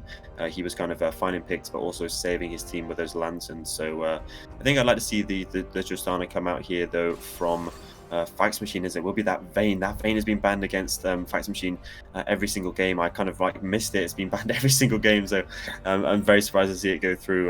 We'll get to see really what he's made of on this Vayne. Very spicy. And let's not also forget this Vayne is a particular thorn in the side of East Norfolk Knights. They were able to win against it, but it was one of the games that they had against Colonel Cyphers where I think VX Gamerlord really struggled in the matchup. So Exeter College is one of their main champions. They pick it up. The Galio getting picked. Now, I don't know if this is a Galio mid, Galio support, but we all know how good Vayne works into the hero of Demacia. Yeah, I think that's the problem. I think it's interesting to see the Galio kind of the first pick back into the Vayne. I do think this Galio will be in the bot lane as well, straight into that Vayne. Twisted Ascendant has played that Galio, a few times, and he has played it very well, to be fair, as the Ashe is now picked up for VX Gamerlord. This is the bot lane that they were winning games on. They're going back to what has worked. As we see the pike cover from SS Master, we have seen him talking in the chat. He says, "Please don't ban my pike. I'm a pike one trick." Oh no, we get to see the Nautilus instead. The Nautilus is maybe just as good, but to see I think I would agree. But we would love to see some players come out from a pike main there. I would love to see the pike come through. Maybe it'll happen in game 3, but we have to remember in this bot lane matchup itself, whenever the Galio wants to engage with that Justice Punch, Vayne just snaps out Condemn, engage over. Yeah, and I think once he gets to level 6, Vayne will probably need that cleanse. Cleanse into Galio and to the Ashe is so important. So I expect them to to go for that as the Annie locked in. Very interesting. I guess this will be for a Stop Any Attempt. He did play the Ari there in one of the games, so a very similar champion, very strong early game, and I expect them to do just as well on this. This is their 6th unique champion, if you're keeping track. It looks like this guy really does have a champion ocean. Yeah, this is no longer a champion pool. This is a champion ocean for sure. The Lulu picked up, and maybe this is full supporting Otto. We've seen him play the Lulu once before in the tournament. Yeah, I think it could be, and especially with that Galio picked up, I do expect this Lulu to go towards the top lane. I think that they will try to ban out some of those hard matchups for the Lulu, because we haven't actually seen Dr. Smeatnik on anything that's not the Vladimir or the Viego, as they will look to ban out some of Shaika Payne's champions. They're saying that that Graves is kind of was a bit too hard to deal with, but he. I would say that the Hecarim has actually made its way through the draft this far. This is Shaika Payne's champion that he's most well known for. Maybe he's looking for a bit of fun though. Maybe he'll go towards the Zed or something. But yes, I agree. I think that Lulu will go towards the top lane.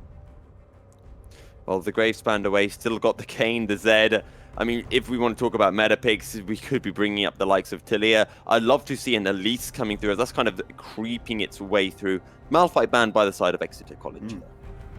Yeah, the Malphite ban is interesting. It means that they don't think that this Lulu will be in the top lane.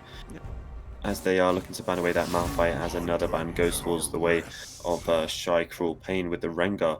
You know, this is not something that we've seen in the tournament yet, but from my kind of preparation work, I think this Rengar may be one of the weaker jungles of his that he does play. You know, a lot of deaths on that Rengar. And lastly, that Syndra banned out again from Nicholas. That champion is a little bit too versatile for their liking, and they will not go towards it. And I guess this is why the Hecarim was not banned away. They're looking to play it themselves here, as it looks like they'll pick up the Hecarim. Yeah, we remember back to game 1 draft, and it was the Rengar, the Viego, the Hecarim banned in phase 1. But this time, East Norfolk Knights will pick up the Hecarim on red side, red 4. And this also means that we believe mid counter pick for Nicholas is going to be able to come through. Yeah, and I think this is really important. You know, for East Norfolk, this mid lane is going to be, you know, the most important part of this team comp. You know, if he's able to get a really strong matchup there in to stop any attempt. I love to see the Akali come out here from Nicholas. This is something I cast him playing before, and he really was good on it. And that Akali Hecarim 2v2 is kind of really hard to deal with. So, you know, we spoke about in the draft, you know, them having a really strong 2v2 would be really important. As we see the Olaf come out here, that will be Olaf jungle. As it'll be interesting to see Ornn going in the hands of Dr. Smeetnik. He's played 2 carries so far this game. So to see him on the kind of engage on the tank is a very interesting new look for him. And Nivea being hover, this would definitely be a new unique pick, as you like to term it, for Nicholas. And let's see if he does lock it in. He does indeed. It is quite a nice answer into the Olaf. Obviously, Olaf kind of when he's in his ult isn't he can't be CC'd basically.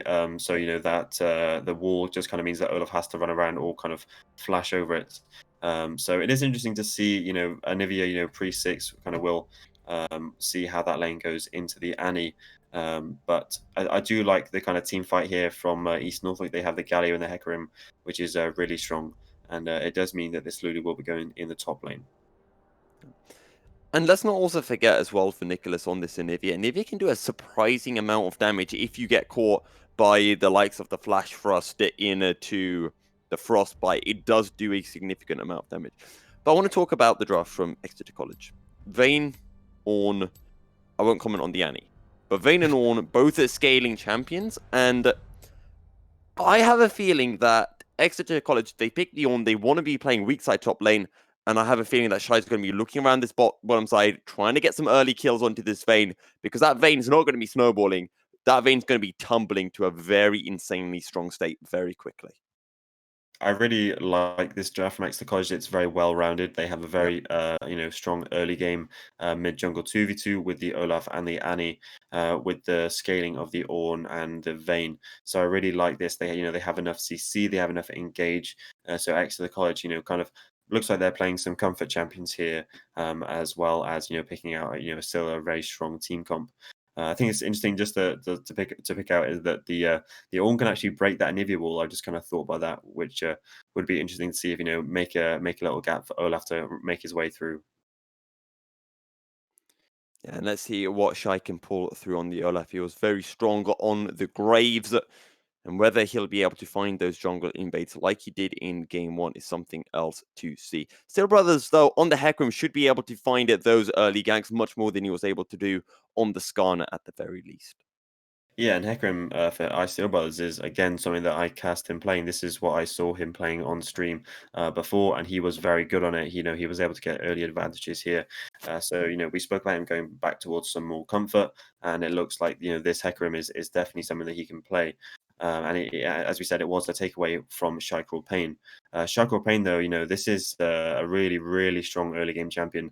I expect him to be contesting basically everything in the game, you know, just as he was in the first game. So it may be a bit of a nightmare for Hecarim. We'll see what kind of path he goes for. I think he may look to, you know, try and start on those Raptors or something and try and find a safe clear, just so he's not kind of running into that Olaf anywhere. I want to talk about the mid lane matchup a bit, because we've briefly mention, the fact that Anivia can do an absurd amount of damage rather unsuspectingly, despite being a late game champion. But let's take a look over to Stop Any Attempt. On this Annie, we talk about how Stop Any Attempt every single game seems to be playing a new champion. Now, on this Annie is one of those champions that we always kind of talk about as, kind of easy to learn. But I feel like it is at the same time a hard champion to master. And at the same time, you don't always come across Annies. And that could be a little bit of a question mark maybe for some of the members of East Norfolk Knights. Yeah, Annie is a very strong, but a low skill cap champion. There is only kind of so much you can do on this champion, but it doesn't mean that they're weak at all. Stopping Attempt will kind of be able to kind of bully Anivia in this early game if is able to get in range. And I expect them to kind of look to get push in the lane and kind of move around with the Olaf there. But yeah, Stop Any Attempt, he's shown a proficiency on many champions, and this Annie is just kind of the next one in his toolbox.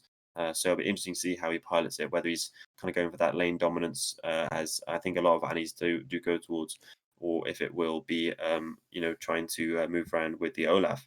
I think that it's interesting, that the Annie changes, with her E kind of does kind of buff out that Olaf even more, kind of giving them movement speed and even a shield. So I think this mid jungle 2v2 is just so strong. Also, we're seeing as the champions load into game, I wanted to bring up, what kind of runes we'd be seeing from the Annie, whether we'd be seeing something like the Electrocute or something maybe along the lines of a Phase Rush, but we are getting the Electrocute from Attempt. So definitely going to be a lot of damage coming through. Also, Nicholas has opted for the Electrocute on the Anivia. Yeah, he does, and he'll be running that cleanse as well. I do think that he is trying to just match that Annie, trying to trade a lot. I think we spoke about being aggressive in the early game for Ice Steel Brothers, and he'll be running the Ignite Might this game. So very interesting. Yeah. I spoke about the maybe Shakur Payne running the Flash, but he will be running Ghost this game. So he'll be looking to run down targets like the Ash here. All right, then. So we are about to be making our way into game. And just like I asked at the end of game one draft, are you on the side of Exeter College for this game, having seen their draft? Yes, I am. I feel like a broken record saying the same thing over and over again, but they just seem to find such good drafts. They have really strong champions, but they also have the easier to execute comp. They have this Annie, they have their Ornn. These champions really do just kind of go in. They are like single target, and they have that kind of non-committal engage. So I am on the side of Exeter College, and I think the most people in the chat seem to be agreeing with us. 82% this game going for Exeter College. Well, there are 18% of people who are being very faithful towards the side of East Norfolk Knights. Maybe they didn't say game one. Maybe they know something that we do not, Sati. Either way, we're into game, and Exeter College will be looking for a bit of a lane invader to come through. See if the Dredge line can connect on to Twisted Ascendant. He's just out of vision. Flash forward. Dredge line comes in, but the staggering blow will not follow. Yeah, both supports blowing their flash there in the early game, and once again, though, this is Exeter College's kind of unique move. I guess they seem to just invade every single game, as Olaf is actually backing on a ward there. And look at this, they have 3 wards into the enemy jungle. This will help them track Ice Steel Brothers and help Shakur Payne kind of make decisions there in the early game. Also, just to clarify, we can now confirm pretty much that is Supporting Otter playing at Lulu top and Twisted Ascendant on the Galio. And this is a bot lane duo, as we've mentioned before, that East Norfolk Knights have been able to find success on when things haven't been going their way, playing Ashe Galio. And we'll see whether it is enough for them to bring the series level. Yeah, we spoke about, East Norfolk Knights, they went a game behind in their very first series. And after that, they went towards both the Ashe and the Galio there in the bot lane. So they are kind of going back towards this tried and true method for them, as we see both junglers starting on the top side of the map, on their top side camps. Olaf looking like he's much faster already. He's already cleared 2 camps, and he'll be moving down to his wolves. Both junglers pathing towards the bot side of the map. I think both the junglers actually took a fair amount of time on that first buff, and their laners were fairly late to lane. I feel like about 5 seconds later than usual. So Not quite sure why. Maybe they both arrived at their buffs a few seconds tardy. But we're already starting to see Nicholas just a bullying out attempt on the anti-dredge line, almost connecting onto Gamerlord. As a silver bolts are fly onto Twisted Ascendant, and that eats away about a quarter of his HP in one single trade. Yeah, this is why we were kind of surprised to see the Galio come out, especially because, Vayne is so good into that Galio. They can kind of tumble away from any kind of CC coming in, and also there's a lot of true damage there onto it. As, the Hex Flash into the Dredge line. The Taunt will be able to land onto both members, but it does not matter, because Exeter College just churn the trade in their favor. Polymorph stops the Searing Charge into the knock-up onto Supporting Otter. But he just really struggled to completely bully, and right as I say that, just starts poking Supporting Otter away. Yeah, Supporting Otter, he did play this Lulu top very well last time, and it looks like Dr. Smeatnik, when he's not on his Viego, on his Vladimir, kind of is struggling here. He did kind of mess up that E combo as he is trading here. Maybe he's trying to prove me wrong. I think he's definitely doing so as he gets a favorable trade. It looks like Nicholas had the early push in this mid lane, but stop any attempt here is re-getting that push as Olaf is kind of fighting for this bot scuttle. And with both junglers on the same side of the map, it looks like that top scuttle is still up. Let's see if Shackle goes for a 2 scuttle this game. It's well executed by Exeter College, and Shai will be making his way up to that top side scuttle crab. And we'll see whether Steel Brothers can potentially employ the help of Nicholas to assist in the stealing of said scuttle. I think he's just a little bit too far away. That being said, Shai does not have his smite available, and Steel Brothers does. Yeah, he is gonna go for it here, and as you said, he does have the ignite, and he does also have the smite. As Supporting Otter is the first to move. Supporting Otter on the way down, so is stop any attempt, and actually, that's going to be first blood going the way of East Norfolk Knights. Yeah, this is really important. We spoke about Steel Brothers having the stronger early game, and he does. He has the ignite here, and he does have the smite. He's able to pick up that first scuttle as the also helps Supporting Otter push out this top wave. And this is it. This is how East Norfolk have to try and find their way back into this series. And it is the strong jungle mid 2v2 of Steel Brothers and Nicholas here. Already with that 1-0-0 on Steel Brothers as he gets that Iron Spike whip on his first base. Big item to come through from Steel Brothers as Volcanic Rupture into the Searing Charge. Will be able to find its mark on to Supporting Otter. So a bit of disrespect, or I should say disrespect coming through from Shai Pain, trying to double scuttle when he did not have that smite available and did not have lane priority. Costs him his life. And a slight gold advantage now for the side of East Norfolk Knights.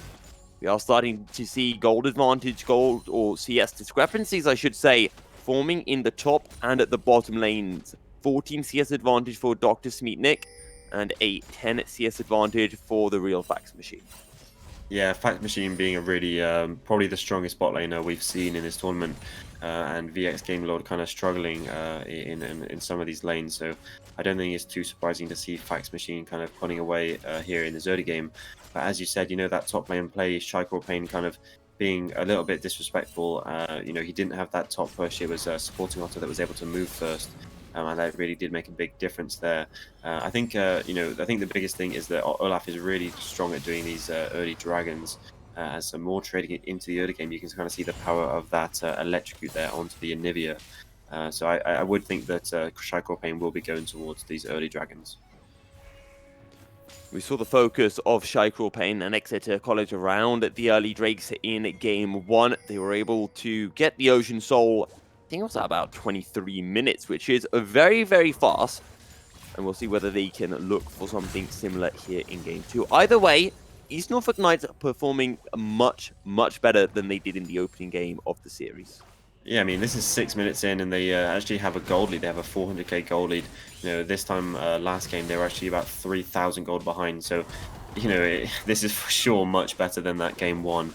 I think the problem is that it is kind of Vayne pulling away in this bot lane, and they will have kind of strong scaling with the Vayne and the Olaf, as you kind of pointed out in draft. So it will be interesting. I would like to see them kind of utilize this mid push from the Anivia and trying to kind of start snowballing those early Drakes. The thing that I do want to talk about, which we didn't really get much of a chance to discuss in draft, was shy picking up the Olaf, because if we go back 2 weeks, I would have said this is a fantastic pickup for the side of Exeter College. But now on, what are we, patch at 11.4, this Olaf has been gutted, and that is a courtesy somewhat of, or just being careful, as a supporting Otter might not want to step up, or maybe he does want to step up. But either way, oh, here we go. Steel Brothers going to spot out Dr. Smeatnik. Searing Charge will not be able to find the knock-up. Smeatnik low, and the Ignite will just burn him to a crisp. Call of the Forge God will chip away at supporting Otter's health. But that's the second kill of the game for East Norfolk Knights. And they're showing that they are not backing down without a fight, taking the goal lead early on into the game. Game 1, it was Steel Brothers who was 0-2. Now here in Game 2, he is 2-0-2, so a much better look for him. Kind of going back towards something he seems to know a bit better here on this Hecarim. You know, much more aggressive. He's kind of got 2 kills now onto the top side of the map here for Exeter College. So, you know, really strong. And he will be buffed up loads in this team fight. You know, we see the support champion here in the top lane with the supporting Otter on the Lulu. We expect him to go towards that Moonstone Renewer, and we'll just kind of buff up this and Staff of Flowing Water, which will mean that Hecarim will do a bunch more damage. So, you know, this is definitely looking really good for East Norfolk Knights. The goal lead isn't completely out of control, but as we see a massive trade here. Yeah, the Glacial Storm will prevent attempt from, well, quite literally, the Glacial Storm will stop any attempt from pushing for the kill. Now, Nicholas still has that passive available. The Rebirth is up, and Stop Any Attempt has burnt Tibbers. So now Nicholas can just farm in a bit more safety and security than they were able to do previously. Yeah, and I expect this blue handoff to kind of go towards Nicholas. That Anivia is so strong with that blue buff. You know, once they kind of clean out that wave there in the mid lane, I expect him to kind of do that. As we see 3 members here in the river for Exeter College going towards that early Cloud Dragon, that Ocean Dragon, it looks like. As I said, you know, this Olaf is so strong at doing this. And with Nicholas basing, it doesn't look like East Norfolk will contest for this first Dragon. Nicholas has reset, doesn't have a teleport available, so will not be able to contest. But I just want to point out, despite 2 kills, the only 2 kills of the game, going the way of East Norfolk Knights, Exeter College are still within a few hundred gold of East Norfolk Knights, and that is largely due to the CS discrepancies we are seeing in the top and bottom lanes. It is, yeah, and you know, this Rift Herald being dropped in the mid lane there is a really big factor in that as well. We see 1 plate, I believe, going down in the bot lane for Fax Machine, and I think that kind of CS, the CS leads and the plate difference is the biggest reason that this gold lead is now completely equal. Actually, 15.2k gold for each team, as we see Ornn kind of finding the push in this lane matchup now past level 6. 79 CS to 61 for Dr. Smeatnik. We've talked about supporting Otter being on these supportive champions like the Lulu. It worked in the semi-finals against Colonel Cyphers, where East Norfolk Knights were able to take a commanding 2-0 win. And we'll see whether that will be the case here in the second game of the grand finals of the British Esports Association All Star Showdown. I want to go back, though, to this Olaf pick, because we talked about how, or we were leading up to talking about how this Olaf has fallen off in the current patch, and that is namely due to, or down to, the Gore Drinker nerf. So, I mean, what's your thoughts on Olaf? Do you think it was a good pickup, or do you think they could have taken something better for the side of Exeter College? I think they probably could have taken something a bit stronger. I think the Olaf is kind of still much better when he's paired up with something like the Orianna, kind of just as a bit of a delivery system there. So I think, you know, if he was paired up with maybe even like a supportive bot lane or something like the Seraphine bot lane, or even as a support, I think he would be much stronger. I'm sure Shaiko Payne could have found something a little bit better to play in this game, but we'll see how he kind of pilots this Olaf after, you know, going down in the early game. As we see the Rift Herald spawning in 3 minutes, Dragon in 3 minutes. I expect just a lot of trading here in the lanes before any kind of big objective spawns. Just look at Master just zoning Gamer Lord and Twisted Ascendant away from the CS, from the experience completely. And Gamer Lord and Twisted Ascendant can do nothing about it. And Twisted Ascendant, all they can do is just really throw out some volleys, throw out some Winds of War, and Master just says, you know what, I'll take that, I don't mind. Yeah, as we see, you know, at least the VX Game Lord is able to pick up this big wave that kind of comes into his tower here. But SS Master, he's kind of playing this champion out to the best of his ability. As we can see, he's very good on it. We saw him playing it yesterday, and he was just as good. As there is a kind of a 2v1 here. Shy is on the way, teleport coming in from behind. The depth charge will follow. There's a blast cone available, which will take Twisted Ascendant out of safety, but Call of the Forge God in. Flashed away, but the dredge line will connect. Justice Punch into 3 members. Ragnarok coming through. Twisted Ascendant flashing under tower. Will get taken down now. Nicholas actually going to get pinned. Will be able to find one. Has the rebirth available. Supporting Otter is here. Steel Brothers joining into the fight. On the top side, Steel Brothers going in. Onslaught of Shadows not going to be able to find the kill. Gets taken down. Shy alone. Nicholas is stepping forward. Able to find. No, not quite. Dr. Smeetnik will be able to stay alive as Shy will pain and stop any attempts on the run. Nicholas, will they be able to find the Flash Frost? And the answer is no. 2 kills for 1 in favor of Exeter College.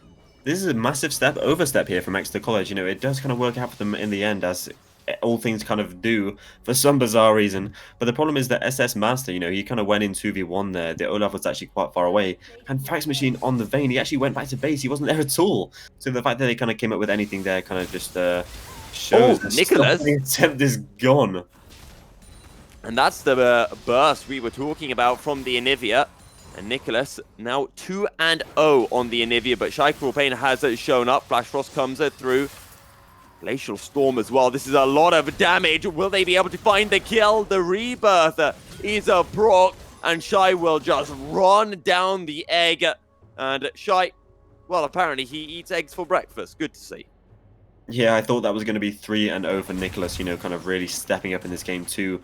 But Shycrawl Pain, you know, he's finished that Golden Canal and it is able to keep him alive and finish off the kill there onto Nicholas. So Shycrawl Pain now picking up a second kill as we see, you know, maybe Dr. Smina going down here in the top lane. Flash forward, Glitter Lance, the final auto supporting Otter. Picks up the solo kill on the top side of the map as SS Master is being somewhat caught out. Teleports aren't available for the side of Exeter College. This should be a collapse, but the dredge line comes through. Fax Machine is showing up. We'll be able to find an auto, courtesy of the tumble. And the side of Exeter College turn their attention towards the second Drake of the game. It would be their 6th Drake of the series. Yeah, you know, they have had this Drake control all series long. Both first game, you know, they got all 4 dragons and they are snowballing these dragons so fast. 15 minutes into the game and they already have 2 dragons. So, you know, this is kind of the strength that you have, especially when you pick up the Olaf. And maybe this is kind of what Shycrawl Pain was kind of looking towards.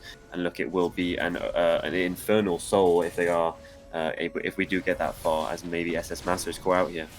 Yeah, it's a collapse onto SS Master. Enchanted Crystal Arrow will find his marker. So will the Shield of Durand. And Nicholas will be able to secure his 3rd kill of the game. Onslaught of Shadows. And the pull onto Fax Machine. Hero's entrance coming in. Flash away the burn. And Steel Brothers will be able to secure a shutdown. Almost falls to the final tower shot. But will stay alive. 7 kills now to East Norfolk Knights. And Exeter College, well, they're being told by East Norfolk Knights that it won't be as easy as game 1. Polymorph from supporting Otter, but nothing more. 4 kills now up for East Norfolk Knights. They pick up 2 kills in the bot lane and kind of shutting down this Vayne is kind of really important there. Steel Brothers doing a really good job this game. You know, he's really stepping up in this game too. But in the meantime, we see Shycrawl Pain kind of taking that top lane Rift Herald, and it looks like they will kind of take this top lane tower. Supporting Otto, we know we didn't really get to speak about it much, but he did actually get a solo kill onto Dr. Smeetnik. As we see a 3v2 here. Nicholas has the flash available. Glitter Lance, and that's going to be the Crystallize. And it will stop Smeetnik from dashing out to safety. Supporting Otter will secure the kill. 2-0 onto the Lulu. This top side of the map is really strong for East Norfolk. 2-0-1 on the Lulu, 3-1-1 on this Anivia, and 3-1-2, most importantly, for Steel Brothers. He has finished that Stride Breaker, and he is doing some real damage now. He's finished that mythic item. Moonstone Renewer completed. You'd have to assume the Staff of Flowing Water will be next. We've seen the damage that Nicholas can pull out, and with a Staff of Flowing Water as well, that damage will be increased even more. Yeah, as we see Vayne pick up another tower here in the bot lane. Oh no, they actually didn't get that top lane tower. They do still have that Rift Herald, but it is the first arrow actually went over to East Norfolk. VX Gamerlord and Twisted Descendant picking that up. As we see VX Gamerlord, finishing his mythic item as well. He has that Kraken Slayer, which is really important, especially for this next dragon. This next dragon could put Exeter College on sole point here if they are able to pick it up. And for the rest of this, for the other series, Exeter College have kind of wanted to fire every single dragon, so I expect them to do the same here.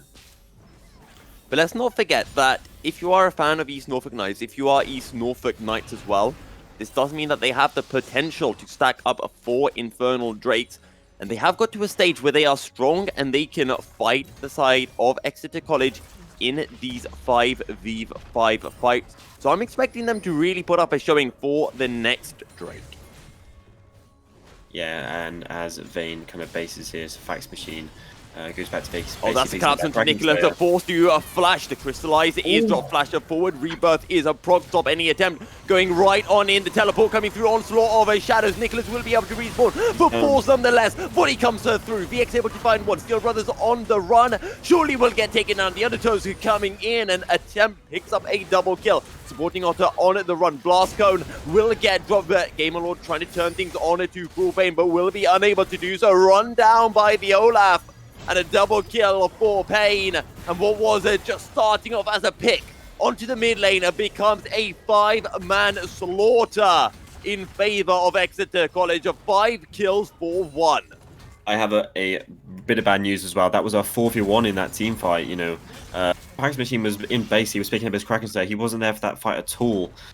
So to lose out and be aced in a 4v5 is, kind of a real disaster. I expect Exeter College now to base 40 seconds before this dragon spawns. They will kind of spend that gold that they just earned, and I expect them to kind of fight for this dragon.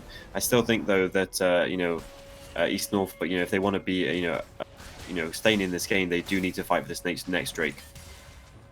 Dredge line coming through from Master Steel Brothers, playing it safe, playing it sensibly. But right now, East Norfolk Knights. Sure, they want to fight for that Infernal, but can they? They've just come off the back of a loss.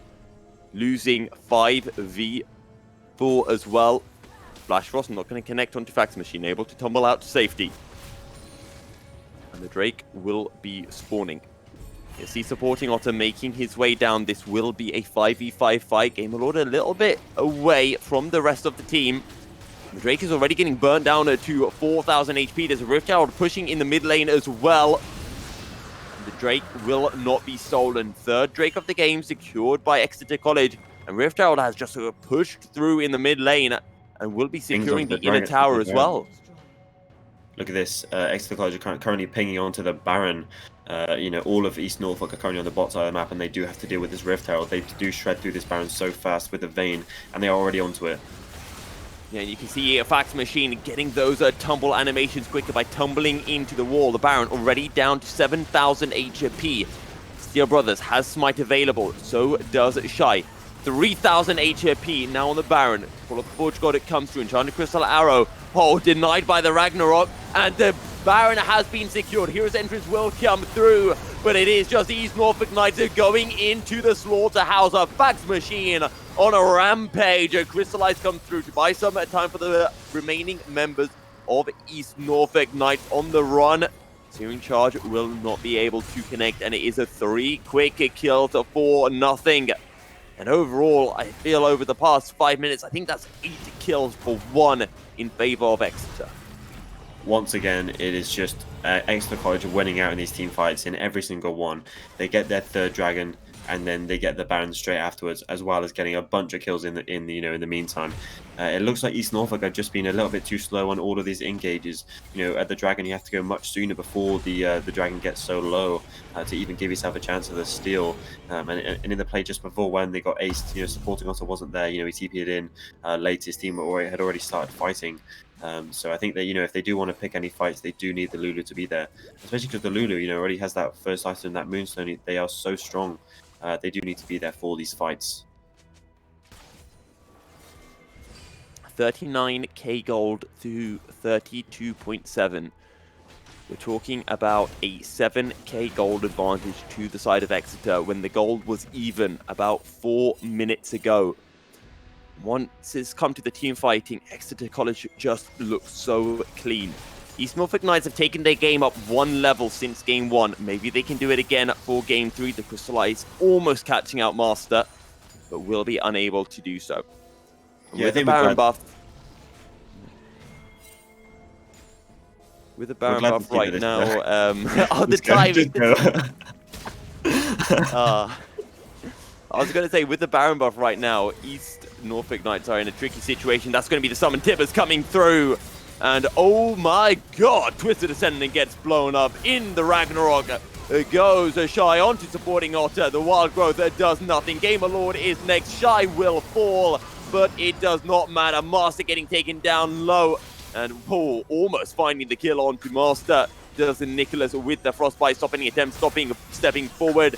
That will be the cleanse, the burn, and stop any attempt will fall into the Gulag. Goes Steel Brothers. Will he be able to find one? No, he cannot. It was a braver challenge. It was a brave assault from Steel Brothers, but not quite enough. The tumbles coming through. Nicholas will somehow stay alive. Twisted Ascendant being huge. Dr. Smeatnik flashing out of the Crystallites and will be able to survive. And East Norfolk Knights keep the base. They are able to defend at a critical point in time, but they are 6k gold down now. This seems to happen every single time Exeter College try to end the game on their first Baron push. They seem to be stopped for some weird reason. Most of the time it's Shackle Pain kind of overextending on the engage, but you know, a few of the members do still have the Baron here, and they will look to close out the game very soon. You know, this is a 6,000 gold lead now. You know, this game really was so close. So to see this game kind of fall away so quickly from East Norfolk is, you know, a bit of a disaster for them. The thing is, you know, that this inhibit going down means that you know, whether it's the Ashe or the Anivia will be able to pick up, you know, a lot of waves here, and it will be denied away from the side of Exeter College. And just looking at the gold discrepancy, 6k gold difference between the two sides. 3k of that, that's half the gold difference, is sitting on Fax Machine. He's an entire item ahead of Gamer Lord. Yeah, he is. You know, as we see, Fax Machine on that PD, you know, really strong against single target champions like the Galio and the Hecarim. You know, this is kind of, you know, the item has been changed, so, you know, you do get a lot of attack speed there from that, as we see, you know, the Ashe going towards that Runon, you know, against the 3 melee champions of the Nautilus, the Olaf, and the Ornn. It is a really nice pickup from them, as these Inferno Dragon has already spawned and they're already onto it. Steel Brothers wants to charge in. Can he get there in time? No, he can't. He onslaught of Shadow in, but this is a big mistake. Depth charge finds 2 members. Hero's entrance comes through. East Norfolk Knights on the back foot. Gamer Lord obliterated. Flash Frost will be able to connect onto Pain. And East Norfolk Knights are running for the hills. Will they be able to escape? They will indeed. The Flash Frost connects. Nicholas though burning down from Tibbers. East Norfolk Knights will run with a tail between their legs.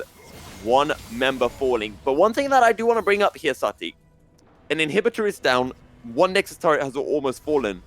This is lots of gold going the way of East Norfolk Knights, and you look to the mid laner of East Norfolk Knights. That's an Anivia. That is a lot of wave clear. Yeah, for sure, and especially, you know, once they don't have that Baron, you know, that Baron is spawning in 40 seconds. You know, in the meantime, this Anivia kind of can clear out these minions so well, and they have now finished that Seraph's Embrace. That is a massive power spike there, giving them so much AP. But I do expect Exeter College to kind of, you know, with the mid lane being pushed in by the super minions to kind of go towards this Baron in 20 seconds. They did it at the spawn, you know, about 5 minutes ago, 21 minutes. You know, and they will do it just as fast. They're going in again. The Ragnarok coming through. Gamer Lord takes so much damage. Undertow in. And Exeter College are not looking to hold back. Another Undertow flash away from the Incinerate. There's just 1 kill going the way of Exeter for now. It's on Nicholas. Twisted Ascendant supporting Otter and Steel Brothers to wave a clear. As the Inhibitor Tower on the top side will get taken down. Vax Machine just healing up. Courtesy of that Phantom Dancer and the Kraken Slayer. Call of the Forge God connects onto Twisted Ascendant. And Exeter College will retreat. The Baron is up, and that surely will be the focus for them. Gamerlord spawning in 4 seconds' time. So if East Norfolk Knights want, they can look to force a 5v5 fight around Baron. This is Steel Brothers' time to shine. He has that ultimate up, and he does have that smite available. He is down 3 levels, so doing this will be extremely hard. He doesn't even have vision on it at the moment. Will he go for it? He places the Think Ward down. Let's see if he can get this smite still. This will be a massive change. In they go, and no, it will be secured by Fax Machine. Steel Brothers will fall in the process. And now it's a 5v4 teleport available for Dr. Smeetnik. And he will teleport over to the bottom side of the map, looking to push the Baron minions through. I think And this is just a surely- distraction, though. Look at the mid lane. Yeah, look at the mid lane indeed. Nicholas is on the bottom side. He's not here to clean up, to catch this big minion wave. He is the wave clear at the moment for the side of East Norfolk Knights. One Nexus Tower will fall. Chai just throwing out Incinerate, and that will be an inhibitor spawning, but it will get deleted as quickly as that. Flash Frost connects, and that will be the support falling for the side of Exeter. And now Steel Brothers has a respawn. Final hour. Fax Machine finding damage, flashing out of the Enchanted Crystal Arrow. Glacial Storm clearing out the wave as we spoke about before. Inhibitor on the top side low. Fax Machine cleanses, flashes, but will fall nonetheless. Supporting Otter is low. Ragnarok through. Ragnarok finds one. Almost finds another onto Nicholas, but Nicholas able to stay alive as 2 members from Exeter College push her forward in the bottom lane, looking to secure another inhibitor. And Exeter have just got greedy. They just could not focus on one single objective, and they pay for it with 2 lives. Their coach spoke about this before the game. You know, they talked about timing these inhibitor respawns, and it respawns as they're trying to push up onto the Nexus turrets. They do kind of re-kill that inhibitor, and one of those Nexus turrets do go down, and they do still have 2 Barons onto them. But you know, that's a lot of gold there for the side of East Norfolk. They get a lot of kills, a lot of shutdowns. So you know, they are kind of, you know, getting stronger in this game. They're getting more utility. We see the Zhonya's now from Nicholas. This will really help, especially against the Olaf, and the Olaf kind of using their summoners in that last team fight. You know, a really big swing. We will see the kind of minions kind of streaming into the base here for East Norfolk, and it will allow them to kind of pick up a lot of gold, as we spoke about earlier. A 9k gold advantage right now. Well, actually, it's dropped down to 8k gold advantage for the side of Exeter College. Just wave clearing, just farming. 2 more items needed by Nicholas to be full build. I don't know if we're going to get to that stage, but Nicholas is huge for the side of East Norfolk Knights at the moment. And Exeter College, round 3, entry into the East Norfolk Knights base is about to start. Steel Brothers is on the top side. He's recalling, but he comes through. That's so much damage onto Master. He needs to flash out of the Glacial Storm. That's the power of Nicholas. Call of the Forge God coming through. Will be able to knock up 3 members, and Exeter turn towards the inhibitor. Stun is available. Flash forward. Timbers onto 4 members. This is a huge fight, but is it enough? And oh yes, it is. Final hour through, and that is the ace for the side of Exeter College. East Norfolk Knights put up a valiant defense, but Exeter will take game 2 and will take us to match point. That is 2-0 up in this series for Exeter College. A massive engage to finish the game from Stop Any Attempt. You know, we have seen that they have struggled to kind of close out these games, but Stop Any Attempt says he's had enough of this one and wants to go to game 3. That was such a nice engage. And, well, congratulations to the East Norfolk Knights. They managed to survive the early game pressure from Exeter College. I wouldn't say they won the early game, but they definitely survived it. And then there was at one point during the mid-game in which they had like a 2k gold lead. They abandoned the bot tower, then they abandoned the top tower. They lost 2 towers without contesting. Then they took an engagement which they got team wiped, and that was where the game changed. What do you think was that decision to just give away those 2 objectives and then straight after that go into a fight? I mean, for me, I don't think the objectives matter, really. I think Exeter College knew exactly where their strengths were, and they knew that they were strong, and I think that's what we've seen over this series in particular, and probably in previous series as well. Exeter College, their team fights are so clean compared to every other team. They team fight so well, and that is East Norfolk Knights having an early game team comp, being even in gold in the early stages of the game. They should have won those team fights, but they weren't able to. And I think either there's a bit of miscommunication, East Norfolk Knights are just not set up in the right places, they don't have their positioning right, but there is something going wrong for them, and Exeter College are taking full advantage of it. What about you, Sati? What do you think was the problem for the East Norfolk Knights? Because finally we saw someone resist the early pressure from Exeter College, but like Milky just said, then the team fights were just too overwhelming. I think I agree with Milky. There seems to be some kind of miscommunication in that team fight that you were talking about. You know, it was supporting Otter that was TPing in, but he TP'd in, way too late. And by the time he TP'd in, he was just another free kill. And he's a really important part of that in-cage, kind of using that speed up onto the Hecarim and kind of making sure that Hecarim is the big carry in these team fights. So, it just seems like Exeter College, have really good communication. They've beforehand picked out what it is that they want to do in these team fights, and they're executing on it really, really well. You touched upon about the last initiation from Stop Any Attempt there. The Knights were kind of defending the base, but then Stop Any Attempt just decided to, you know what, I'm done with this game, let's go game 3. That was such a beautiful play. Can you tell to our viewers what did Stop Any Attempt do there to make that look so clean, Milky? So essentially, East Norfolk Knights are trying to clear out this massive wave of minions that's pushing through them. They're kind of grouping together somewhat because they don't want to get caught out. They don't want to allow Nicholas to be the one focused on. And if Exeter step forward, they can punish. But you're playing against an Annie. Annie, might have looked like she's on 2 stacks, but Annie has this really cool thing where she can just press EW and gain 2 stacks, instantly onto 4 stacks, flash ult, 4 members rooted down, and the rest is history.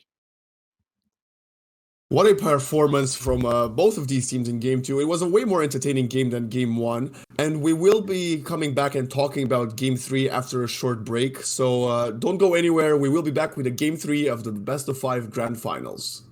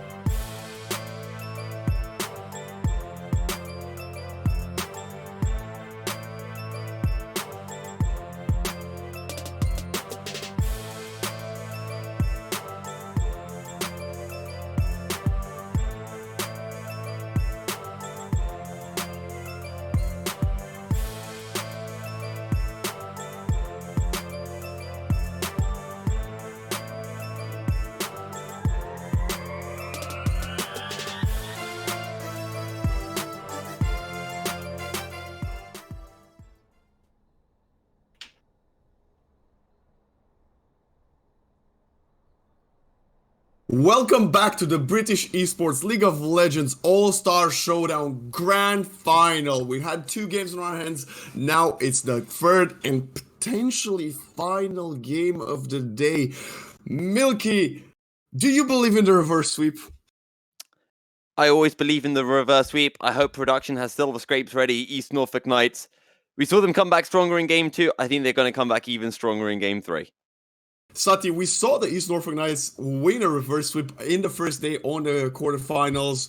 So we know they have it in them. But to be honest, Exeter College looks like the best team in the tournament. They do look like the best team at the moment, but I would say, Milky just said about it. East Norfolk look like they're getting better, in each game of the series. So, this third game, if they're ramping up that much, maybe they can snowball the early leads that they get a little bit better, and take this to a 3-1 prediction that I said. If there's one thing you want to see from the Knights, what would that thing be for game number 3, Milky? Supporting Otter? No. Carrying Otter? Yes. I said this on Monday.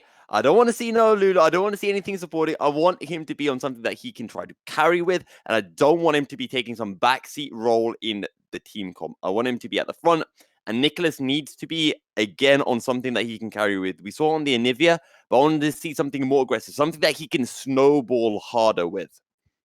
What about you, Sati? Is there any mistakes in Exeter College's playstyle or anything that maybe the Knights can exploit in this game 3? I think Shaiko Payne is probably going to get ahead of himself. He does like to put players some crazy stuff, and he has been, super, super aggressive. So if you are able to get, a really strong jungle matchup, I think that you can maybe even like farm Shaiko Payne. Even though he's been so strong, he is like completely over the top aggressive. And to be fair, he's backed it up. He has a lot of kills and they are winning games. So maybe that is a way. I do think that the top lane matchup has been very interesting. Sporting Otto did solo kill there in the top lane, banning out the Vladimir and the Viego. Dr. Spietnik did not seem as comfortable on that Ornn. We never like to see a 3-0 in a grand final. Like, never. No one likes that. Not the viewers, not the desk, not everyone at home. Like, I really I'm getting PTSD from G2 finals at Worlds, so... and Fnatic finals at Worlds. I'm Fnatic finals at Worlds.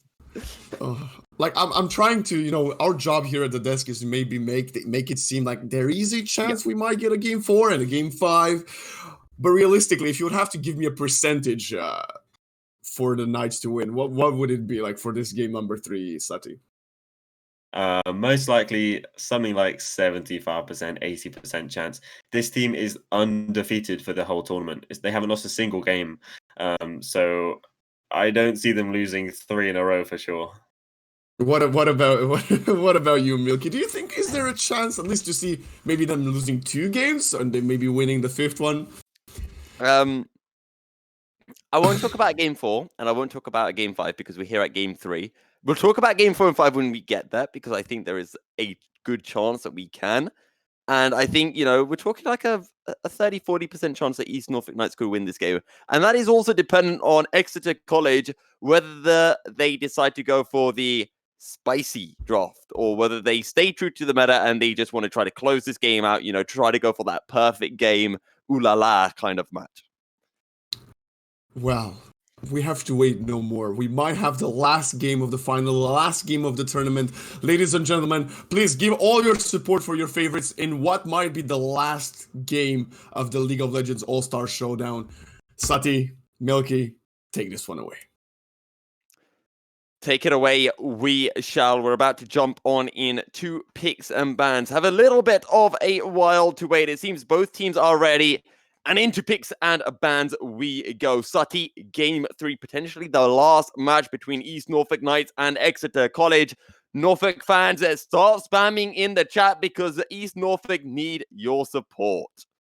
Yeah, for sure. Maybe we can go back to that game 1 prediction where East Norfolk had lots and lots of supporters there. And I already like to see this first ban coming through that Vladimir. I spoke about Dr. Smirnik not looking so comfortable or when he's not on that Vladimir or that Viego, as it is answered with a Kaiser. The VX Gamerlord, did go 2-1 on this Kaiser throughout the tournament so far. So taking away some comfort. I expect this to be the Viego, and then maybe followed up with a Thresh, especially, as the SS Master looks so strong on that. So yes. And I want to go back to one point that we made in draft 1 and draft 2. The biggest issue for East Norfolk Knights in this draft is, in my opinion, the fact that they cannot get that counter pick for Nicholas. It is Nicholas who will be getting counter picked most likely. Yeah, and he did use that counter pick quite well in that second game. He did pick up the Anivia, even though I'm not a big fan of the Anivia for him. He showed that he really does like it. So I would like to see Nicholas kind of play something.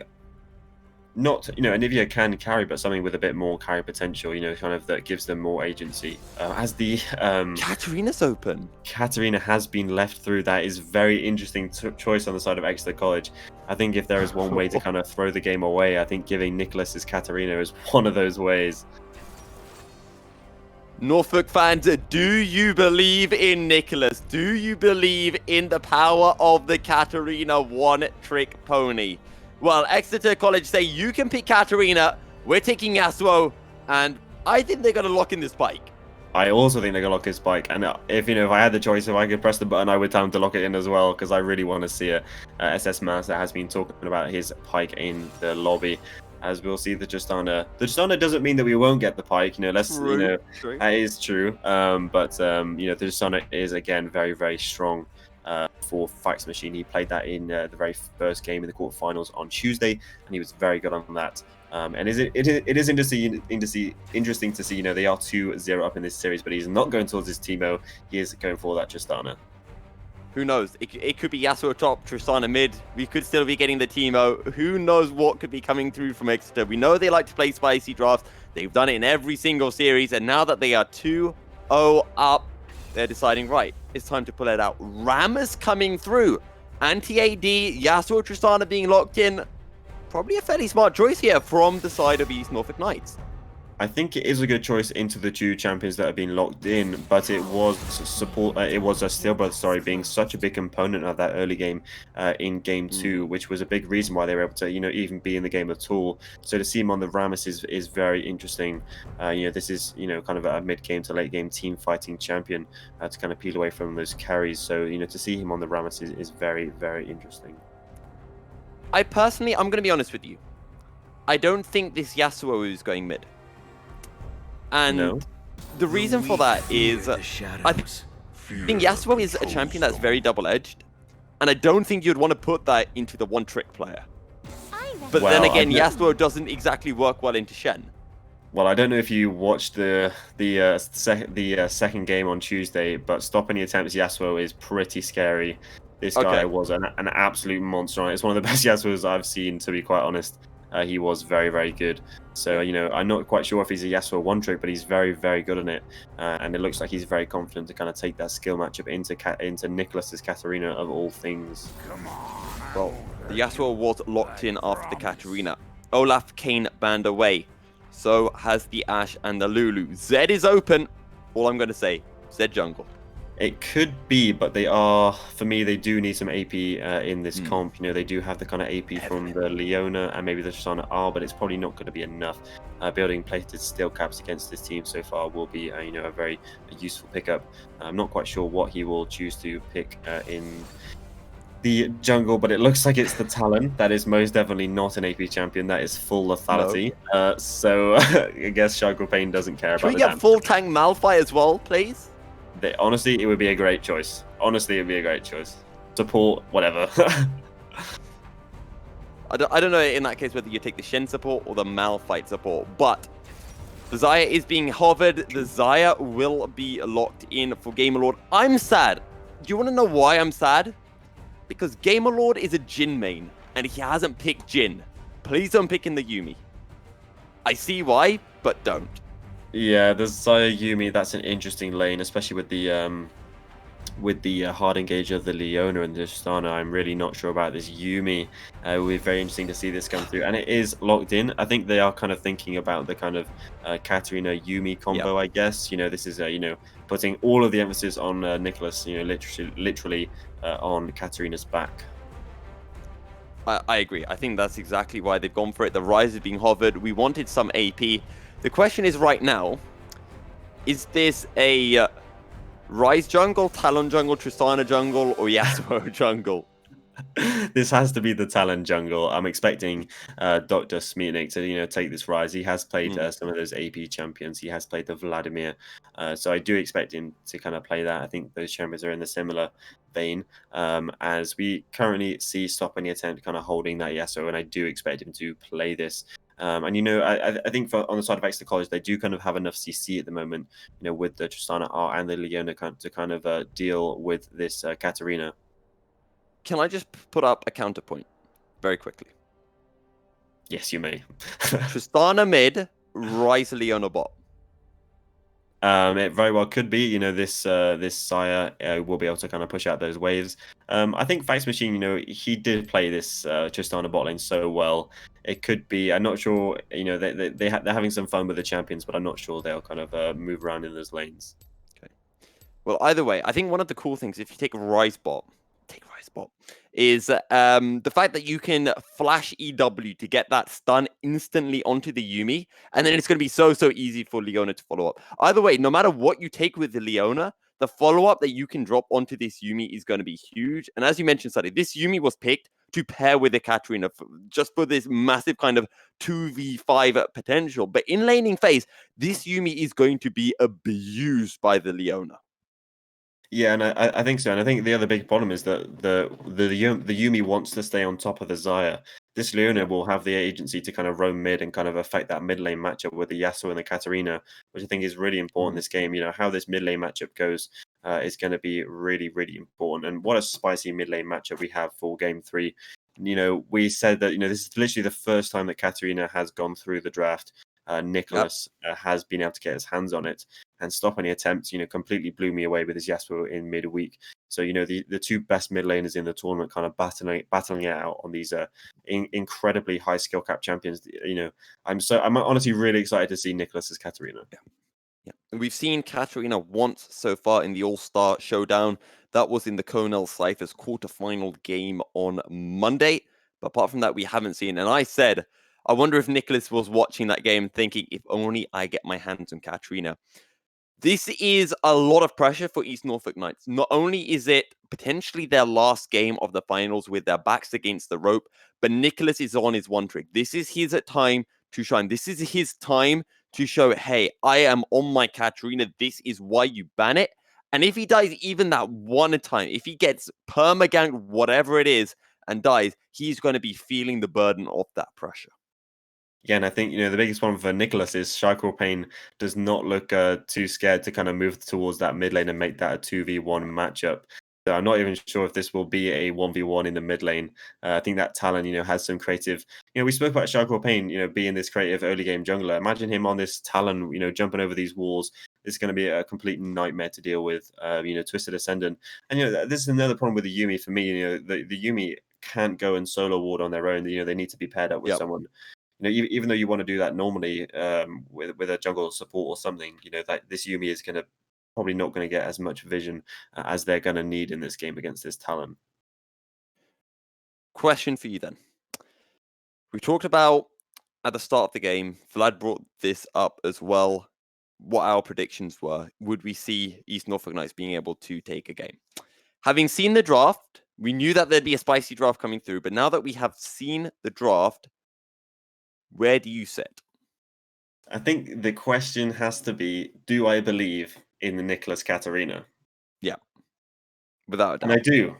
And I do believe in it. And I'm very I feel like excited. there's a but coming up here. There is most definitely a but. I'm not quite sure if Nicholas's Katarina counters out all 5 members of this Exeter College team that have been playing so well since Tuesday. They have not lost a single game, and I expect them to go for a clean sweep here. Yep.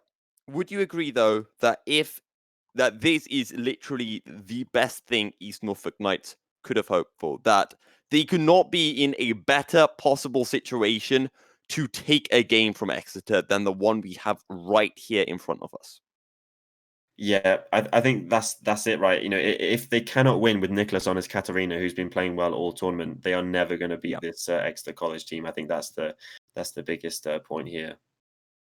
Backs against the rope for East Norfolk Knights, 2-0 down in this best of 5 series in Exeter College, on the verge of securing the BEA All Star Showdown 2021 finals, and on the verge of doing it undefeated. They have not looked close to losing all series long, all week long.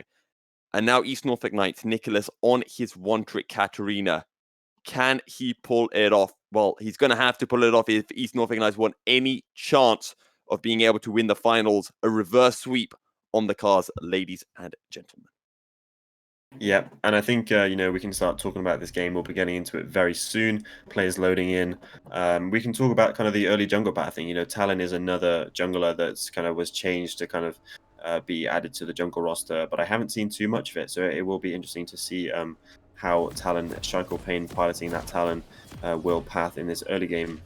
As Nicholas in the chat saying thank you very much for giving him that Katarina, being very nice towards the side of Exeter College. Yep.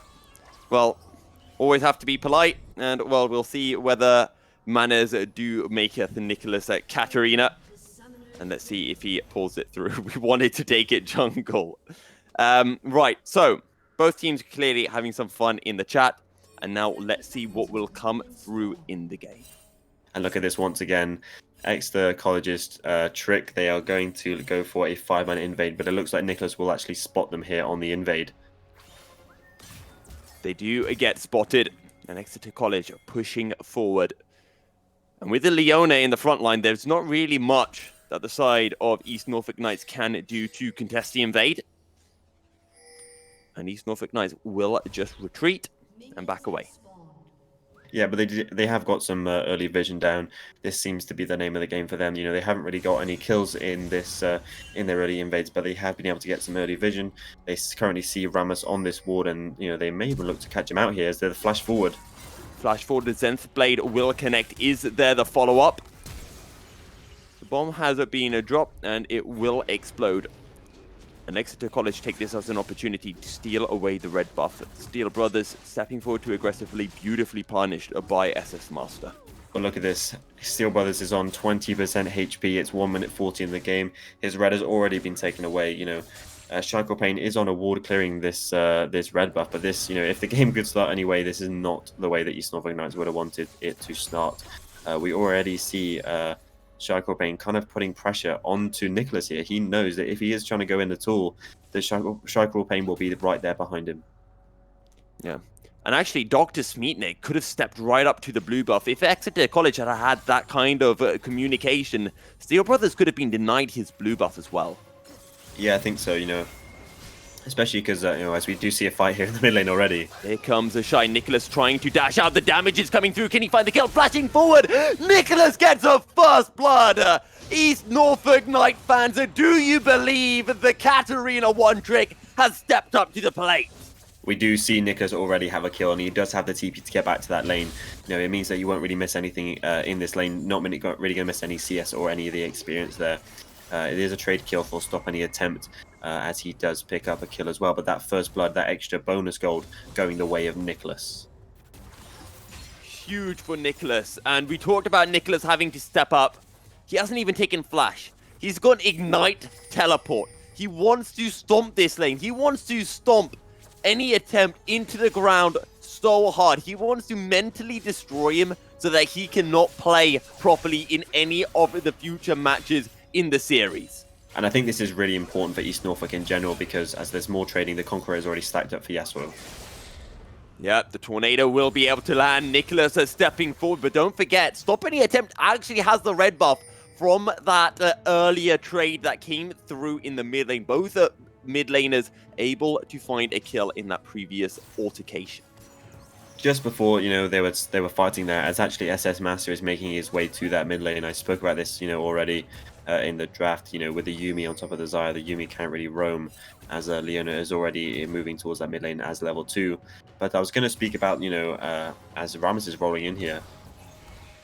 Rocket jump away. The taunt will not be able to come through. Steel Brothers will retreat.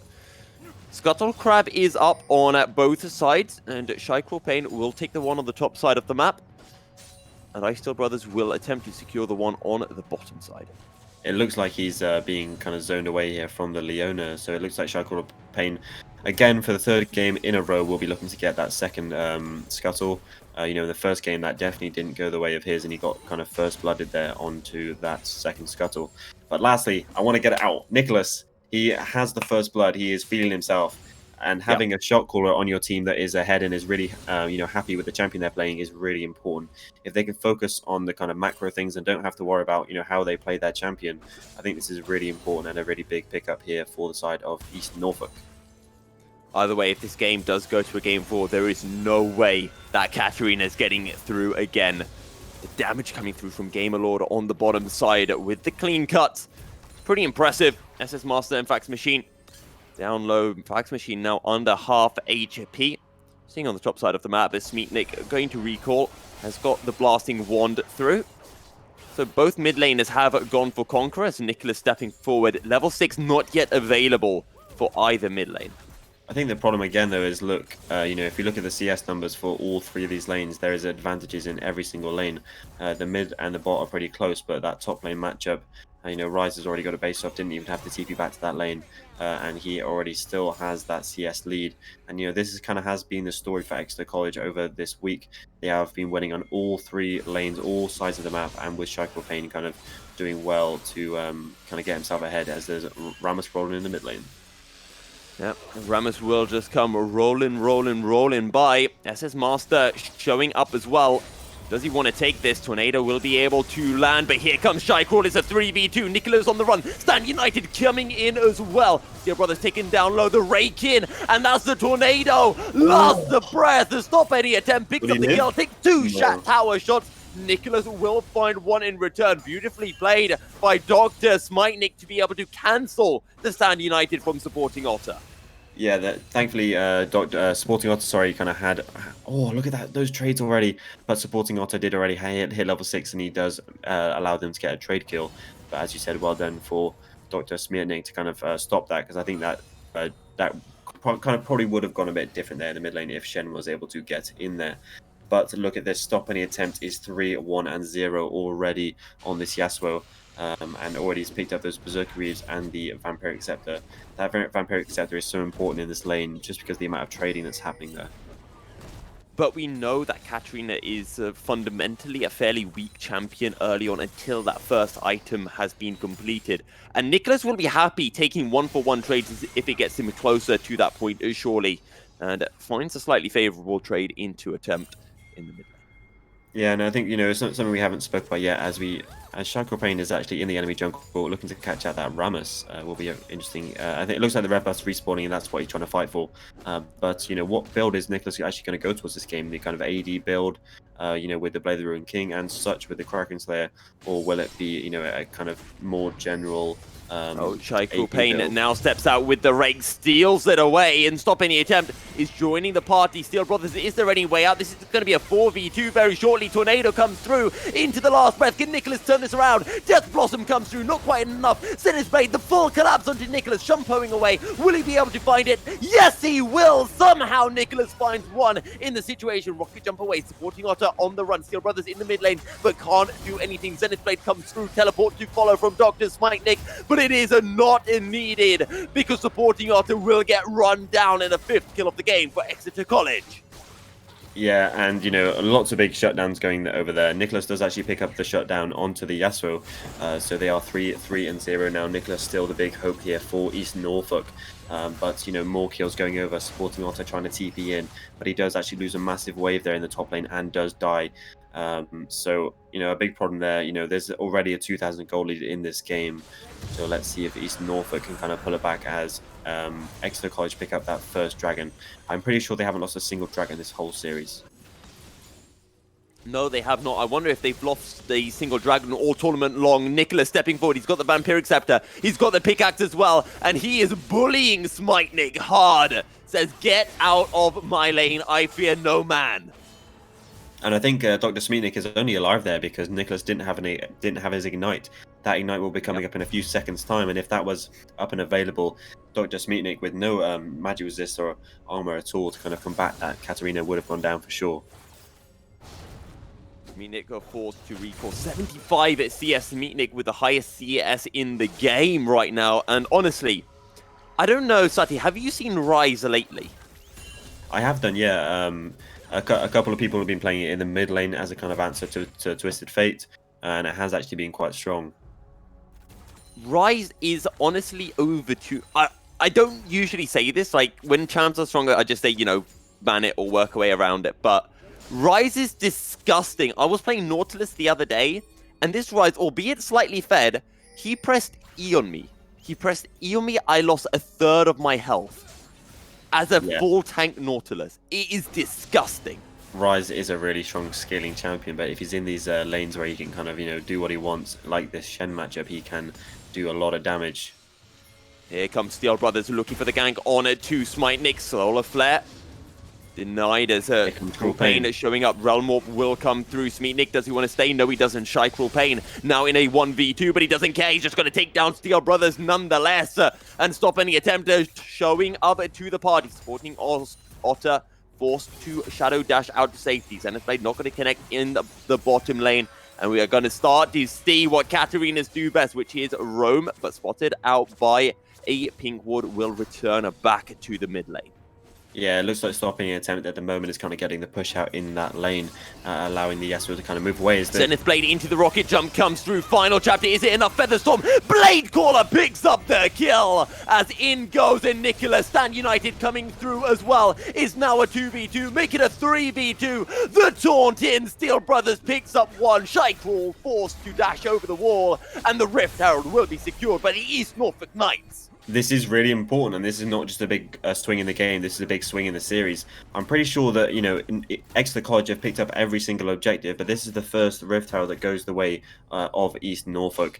Once again, we see the Katarina kind of going in there with the Shen on her back, and Nicholas is able to kind of outplay and pick up some kills there. A really big swing there for East Norfolk Knights.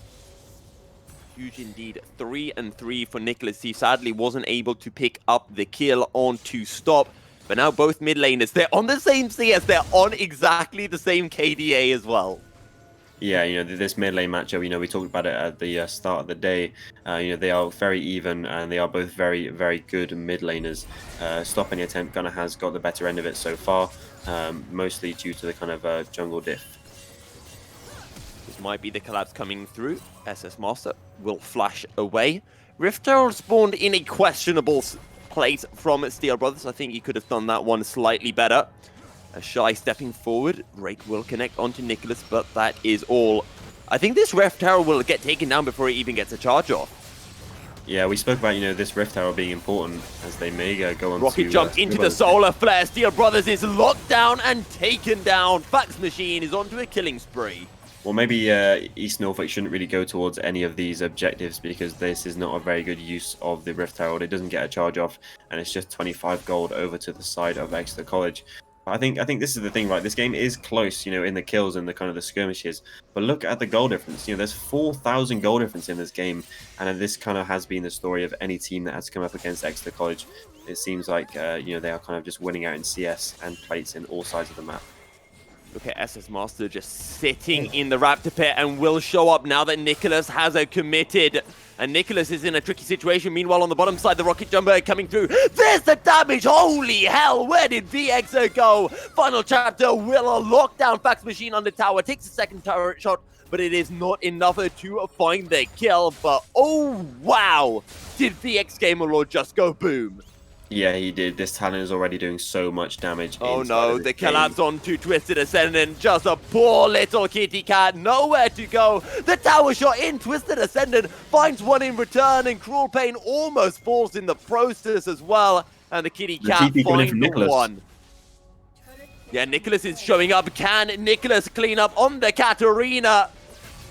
Will cancel the back up from a Fax Machine, flashing forward. Shy Cruel Pain might be able to make his way out. Will just run right into Gamer Lord. The taunt comes through. The feathers are flying. The shutdown goes to Steel Brothers. 600 extra gold into the piggy bank. It is the shutdown over to Steel Brothers, though. That is the big problem. And in the meantime, look, Stop Any Attempt is picking up plates here in the mid lane. I'm really happy to see that Nicholas is kind of moving away from that mid lane now. As maybe the solo kill on the top lane. The taunt comes through. Nicholas dashing forward. The ignite is down. Nicholas picks up the kill. Look at this. Nicholas is really starting to do work on the map now. He is level 10 in this game, and he's picking up kills everywhere. Look at this, though. Dr. Smeetnik is kind of picking up this first tower in the top lane. I think this is, once again, the kind of contingency plan for the side of Exeter College. They have this AP scaling mage in the top side.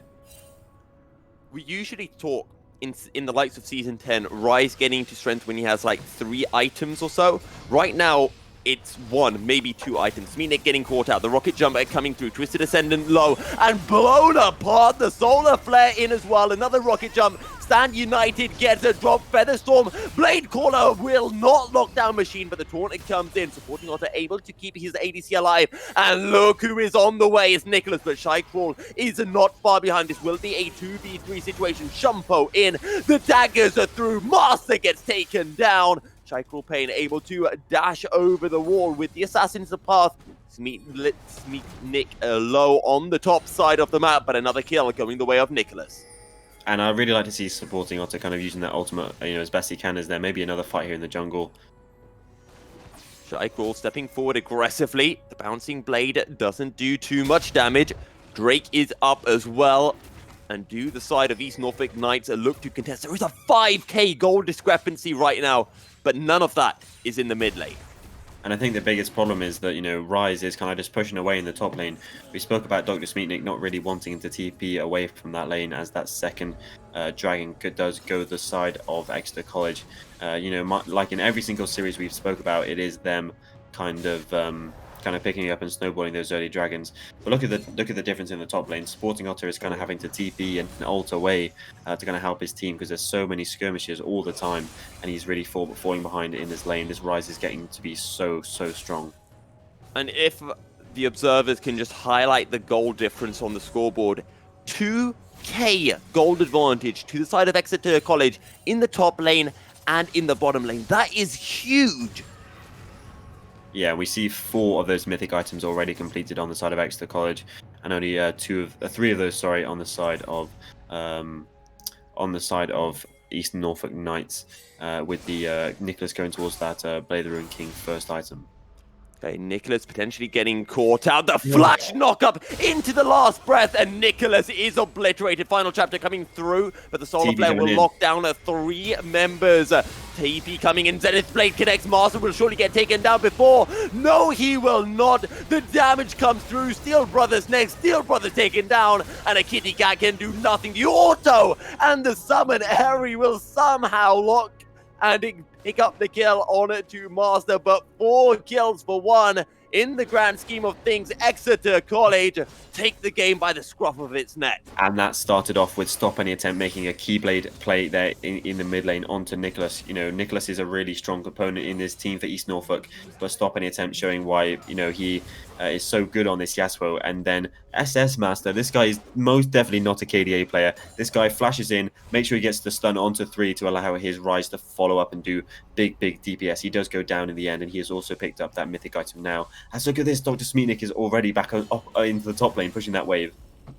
Rift Herald is up as well if Exeter College wish to secure it. Drake in just under 3 minutes. And Nicholas, we talked about how if he had death, he would be feeling the burden. Well, Dr. Smeetnik getting called. The dash over the wall does not connect. The blast gun will only knock Smeetnik up in the air. He will be able to escape it to safety, courtesy of SS Master. Just rear gunning ever so slightly. But going back to that point on Nicholas, we talked about how he'd be feeling the effects if he did have a few deaths. And he is getting those deaths. SS Master's been consistently roaming to the mid lane, and Nicholas must surely be feeling the pressure. Yeah, he must be for sure. And, you know, I think Nicholas kind of will move towards those side lanes now, and they'll kind of keep the Xayah in the mid lane. It looks like Talon and SS Master, Shock Pain doing that Rift Herald as Nicholas trying to make a play here onto the Rise. Yeah, here we go, the Realm Warp coming through, the Death of Lotus. Goodbye, Smeetnik. I think that was a shutdown as well. 300 gold over to the Katarina there, going towards that second item. It looks like it will... I'm actually not 100% sure what that'd be. I think it might be the Lichbane. Yes, as we see the Aether Wisp come through, the Lichbane second item for Katarina. And yeah, this is what East Norfolk have to do if they want to get into this roll, game. You're under fire. Zenith Blade, will it connect? No, it will not. That was a close as Cruel Pain will just obliterate Gamer Lord. Featherstorm comes through. Blade Caller will not connect, but Cruel Pain in a tricky situation. Solar Flare in. Nicholas with the damage. Twisted Ascendant will be able to secure the kill. And East Norfolk Knights, they keep on pushing forward as over-aggressive are Exeter College. SS Master into the Death Chamber. And VX Gamer Lord will pick up the kill. Steel Brothers playing aggressively, going right on in to stop any attempt. Chilling Smite comes through into the stand united. Is there enough damage? The Taunt will follow. Stop any attempt looking to turn this around. Rocket Jumper forward. Steel Brothers will surely get taken down. Stop any attempt will survive an over-aggression. In return for East Norfolk Knights, we'll see 1 member fall. Both these teams playing hyper-aggressive now. We see Cruel Pain kind of diving into the base. This guy, you know, we spoke about him being just so aggressive. As you know, the problem is, look at this. Yuumi has already, you know, decided it's going to go towards that Katarina.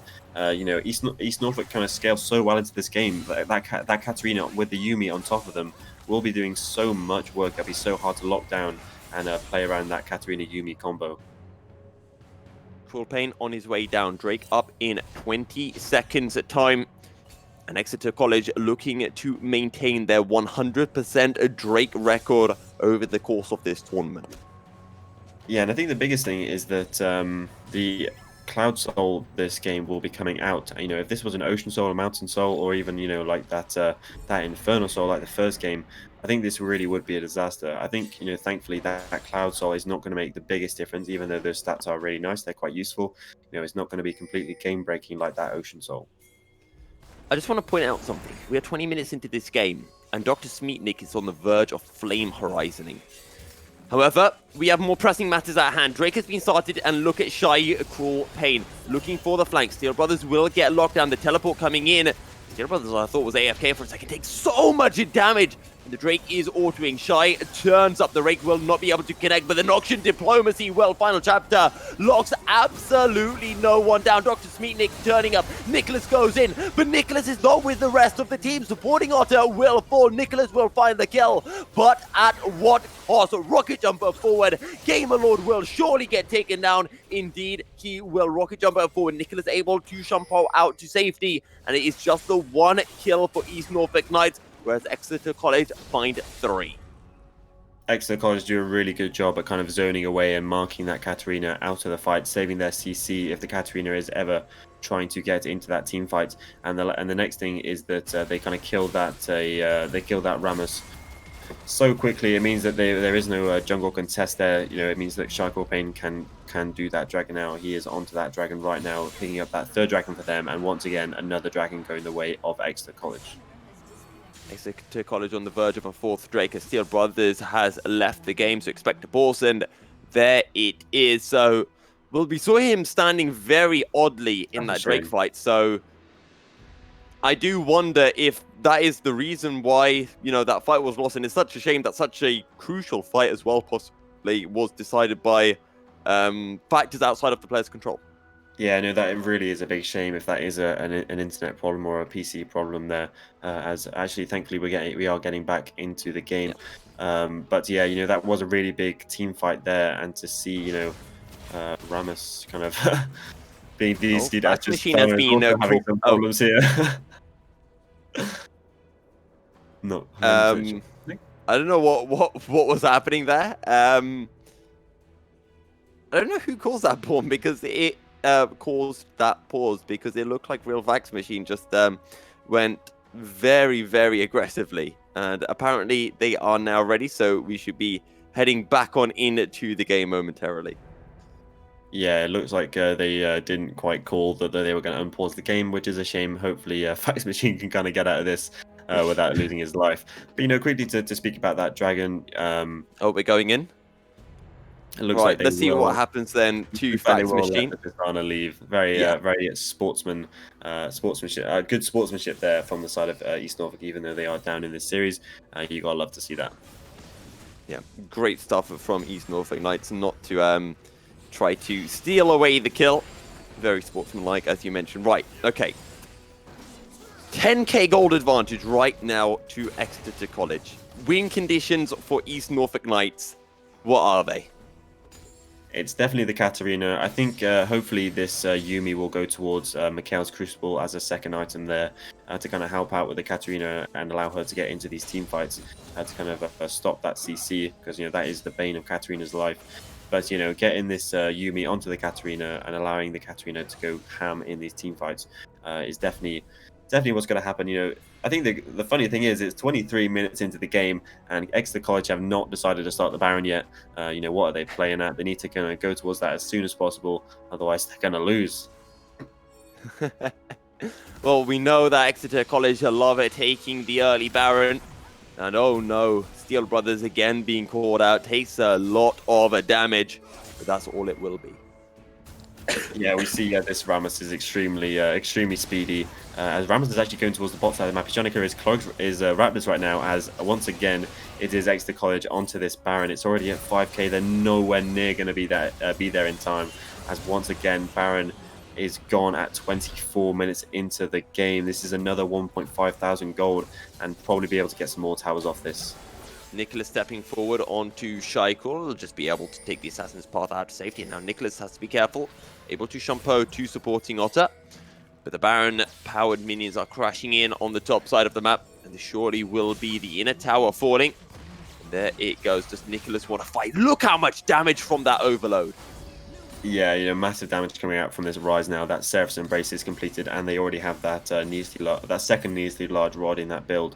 You know, as they are going towards this top lane inhibitor tower, there is a mid lane tower that just on a real Fax Machine is going towards there, and I expect them to try to take out this tower as maybe Nicholas finds a way onto Fax Machine. And the minions are pushing in automatically on the bottom side of the map. So it's 3 pushing waves for the side of Exeter. SS Master has been caught. Solar Flare onto all 4 members. Blade Caller comes in. Gamer Lord will surely fall. Just 1 more auto is needed, but he will be able to survive. The heal comes through, but he will do absolutely nothing. Noxian Diplomacy, Stand United, not enough. Tricor Pain will secure the kill. The taunt comes through. Fax Machine able to buffer the rocket jump out to safety. And East Norfolk Knights backs against the wall, struggling to find a way into the game as Exeter College looking to close things out. Steel Brothers caught the overload. Well, is over to say the least. Stop any attempt going in. Flash knock up in. Final chapter isn't enough. Rocket jump forward. Supporting Otter will get taken down. Twisted Ascendant will fall as well. And East Norfolk Knights have tried desperately to find a way back into the game. They even got the Katarina wandering onto Nicholas, but Exeter College have not cared. They will push forward into the base. The death timers are surely too high. Exeter College have been undefeated in the entire tournament, and it will remain that way. They've had their KDAs. They take the final Nexus Tower, and Exeter College will be your British Esports Association All Star Showdown champion. Congratulations to Exeter College. That is a massive 3-0, and they are, as you said, are undefeated throughout this whole tournament. When we get back to playing regular splits, if anyone is coming up against this team, they will be terrified. They have been on a tear, on an absolute streak. 7 games this week, 0 losses. They just took this away and they made it look easy. I want to say that maybe other than that game 2 in the finals, they didn't break the sweat this entire tournament. Do you agree, Milky? Oh yeah, without a doubt. I think even in this game, they didn't really break a sweat. And we spoke about it on Monday when we were talking about Norfolk Knights playing against Northampton Dodos and the Katarina. And the issue with one-tricking a champion like a Katarina is, yes, Katarina's really cool, it's flashy, it can snowball. But if you just draft one champion with CC, Leona, which is what we saw, the Katarina can do nothing. And any person who's ever played Katarina knows the pain of trying to go in, you get CC'd, you get deleted. And that's what we saw. There was just nothing that Nicholas could really do. Time and time again, we kept on trying and hoping that Exeter College might falter. When they played against the reigning champions yesterday in the semifinals, Hillsborough, that was a 2-0. We saw the Knights, that was also a really strong team, and we were like, okay, maybe they might just do it, and they just didn't happen. This is a scary team to look at going into the spring season, Sati. Yeah, they for sure are. You know, we just spoke about it. And the thing is, the biggest problem is, you know, we spoke about them trying to play against them in the draft is completely impossible because it's not like they have a weak side of the map that you can try to play towards. Yeah. I think the biggest thing was that maybe Dr. Speetnik didn't have a particularly big champion pool, but you know, in that lane on the rise, he was a complete monster. He was getting you know, as Milky said, a complete flame horizon there in the top lane. And they are winning every single lane. And I'd love to see the average game time from this team because it must be about 25 minutes maybe, and that is not a very long time. If not less than that, because I think game 1 I was being nice. yeah. A fantastic form from them, but unfortunately from the East Norfolk Knights, they made it to the final. Yeah. They had a good showing during this tournament. They said that, you know, they made a few changes, I think their coach said. So obviously they still have a few more weeks until the spring season resumes. They have a lot of potential, maybe not quite on the level of the Exeter College today. And we are actually fortunate enough. We have none other than the Nicholas for an interview with us right now. I think Nicholas is still... Is Nicholas ready for the interview? Yes, Nicholas is ready for the interview. Welcome, Nicholas. Congratulations for making it to the final. Quite an unfortunate performance in the final, but you did your best. Thank you. I think it was pretty fun. Yeah, it was lots of fun. It was lots of fun to follow you and your team throughout the week. We were all cheering you. We were so happy when you got your hands on that Katarina in Game 3. I guess you were very happy with it as well. Yeah, you know what? I think I was pretty happy with it. Even if, obviously, we were a bit outclassed in team, because Exeter did, like, amazing. We obviously just couldn't beat them. But I was really happy that I could have, like, a fun game where I played my favorite character, even if we couldn't really win. Talk to us a bit about your week and how did you guys, evolve? And you started with that one game down in the very first quarterfinal, and then you brought it back in, and you made it all the way to the final. How was this week, and how did your team adapt as the days progressed in this tournament? Well, our first set was against Northampton, which are actually our rivals. We scrimmed against them so many times that they're actually we're pretty friendly with them, so it was like a fun game. But because we have experience from the scrims, I think generally we just had to figure out the draft after the first game, and then we could just adapt to what we needed to pick to win. So if they picked like an engaged comp, we'd go for a poke composition that could deter them from going in on us, stuff like that. And then your semifinal, was it against the Colonel Cyphers? Am I correct? Yes, I think that was your semifinal matchup, which you won 2-0, a very nice fashion to get ready for the finals. How was that game? It went better for us, I think, than our first one. And obviously they still played really well. And I think we plan on scrimming them still some more. But it was fun. And then obviously, yeah. And then obviously we had the finals. And I asked your coach at the beginning, and how are you guys going to use this tournament to get ready for the spring season? Well, we know who to look out for now, because obviously Exeter whooped us a little bit, but yeah, we just have to try and do better for the next one and figure out where exactly we fall off, because I think a lot of our losses came from not contesting objectives enough, and we need to work on that a little bit. Absolutely. Well, thank you very much, Nicholas, for your time. I will let you go and talk to your team. Thank you again for being part of this tournament. Thank you to your team. Do you want to have any final words, any shout outs? Please go for it. I want to say thanks to my friends just for watching me play and cheering me on. And thanks to everybody that supported East Norfolk. Even if we couldn't win in the end, it's fine. I heard you might be streaming. Where could people find you, maybe? Oh, my my Twitch is lol Nicholas. I might start streaming again soon. I'm Twitch affiliate. It'd be nice to get to Twitch partner someday. Great. So you heard everyone in the chat. Please go follow Nicholas on Twitch. He will get back on it. If you want to see some fantastic mid lane plays, this is your man. Thank you very much for your time once again, Nicholas, and good luck in the spring season coming in 2 weeks' time. Thanks a lot.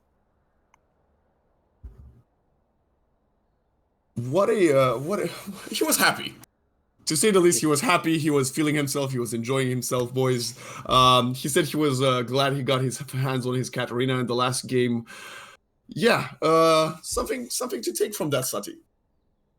Yeah. Oh, actually, we have one of the winners already. Okay, sorry for that, Sati. We will be going for the next interviewee, the champion from Exeter College, none other than the man of the week, Shy Cruel Pain. Welcome to the stream. Congratulations. What a fantastic tournament you've had. Hi, hello. Thank you. Yeah, it was really fun for us.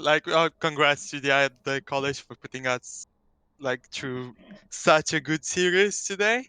It was really fun to play against them. Tell us a bit about your week. How did your week go? How did you prepare to coming into this tournament? We saw how versatile all of you were. You saw your fantastic, very efficient playstyle. It never failed you. Tell us about that. Yeah. So coming up to this tournament, I guess because of the college is closed and we can get together on Wednesday, which we usually do to practice. We just had our bot lane practice together, and the others were just practicing their champs. So we came into this tournament fairly prepared. So yeah, I guess that went well since we won. I found out yesterday when I knew that I will be interviewing you after the final today that your name is also Vlad, and this is one of those moments where okay, I'm Vlad, you're Vlad. I feel like in the Spider-Man meme, you know? Yeah. Also, I wanted to ask, so why don't you play the Vladimir? Why don't I play the Vladimir? Probably because it's bad on jungle. Who knows? I mean, you showed us this week that you can play pretty much anything in the jungle, from the Zed to, well, yeah, all the champions you played. So does that really matter to you? Well, how about I play it in the spring? Yeah, probably that would be better. Talking about that, Zed, one of the things that I wanted to ask you, and we talked about this on the panel time and time again this week. Was that something that you came up with? You're like, oh, boys, I feel like playing this, or that's something that your team decided? Oh, we really think this might be working in this game. So,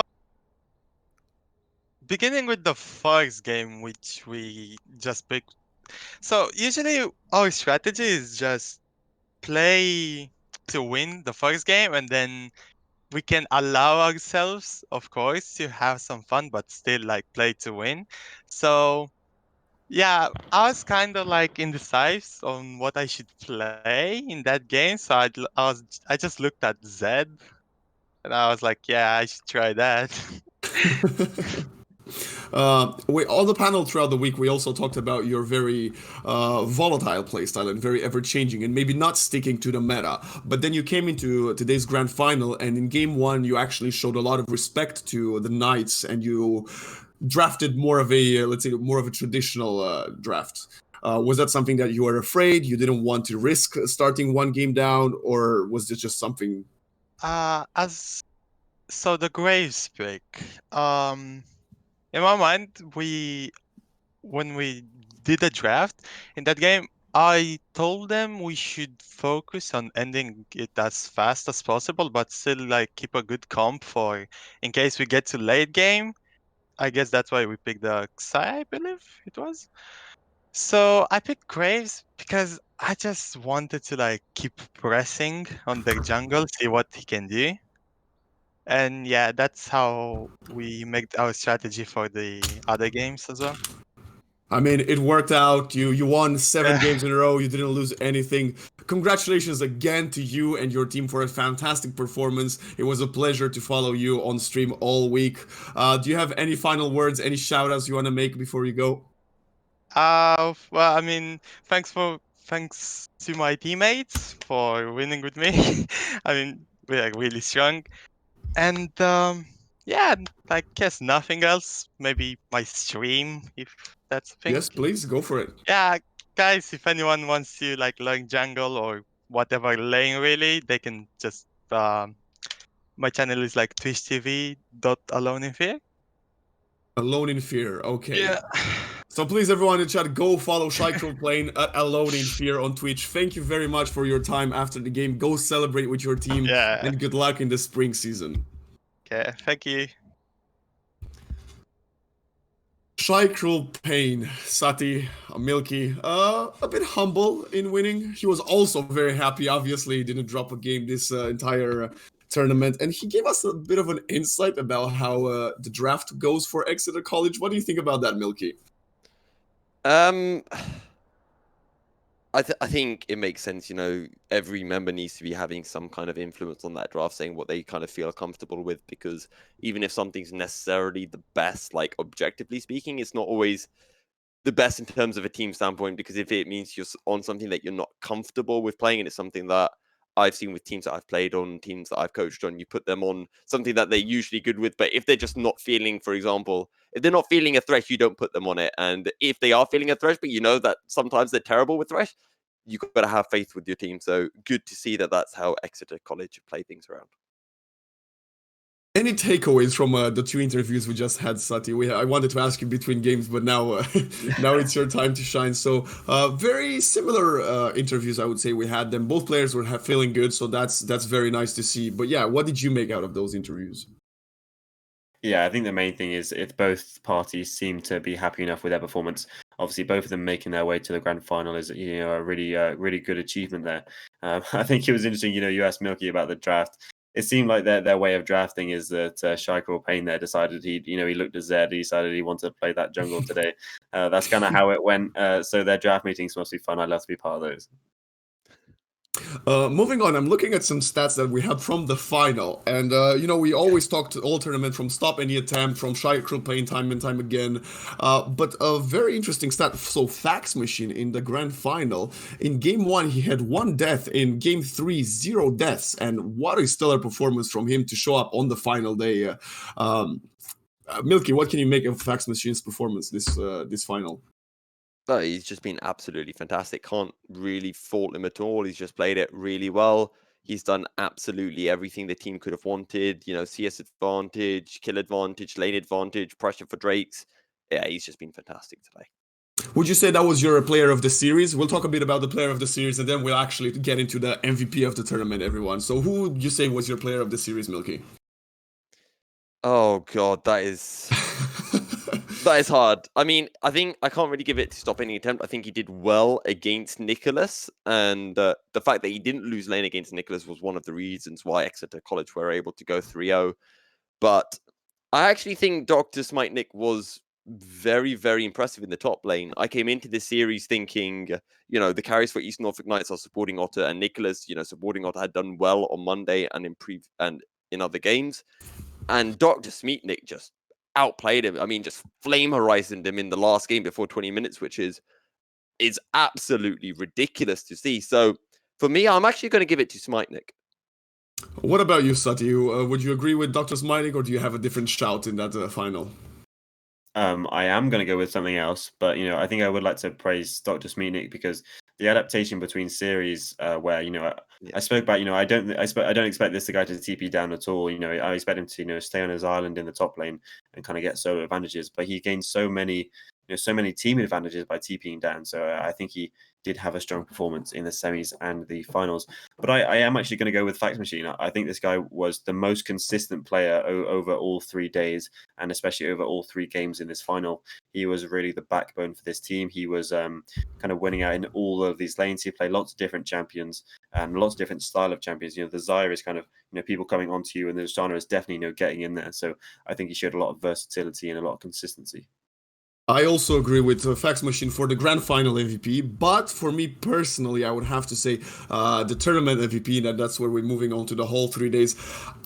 It's so hard for me to not give it to Shy Troll Pain. The early rotations, the impact he's kept on having constantly, time and time again, and the quarterfinals and the semifinals early game impact was out of this world. And in the finals, he was feeling a bit more flashy, maybe made a bit more mistakes, but they still won 3-0, and some of those fantastic plays he was pulling them off. So I think for me, the tournament MVP must go to Shy Troll Pain. What would you say, Milky?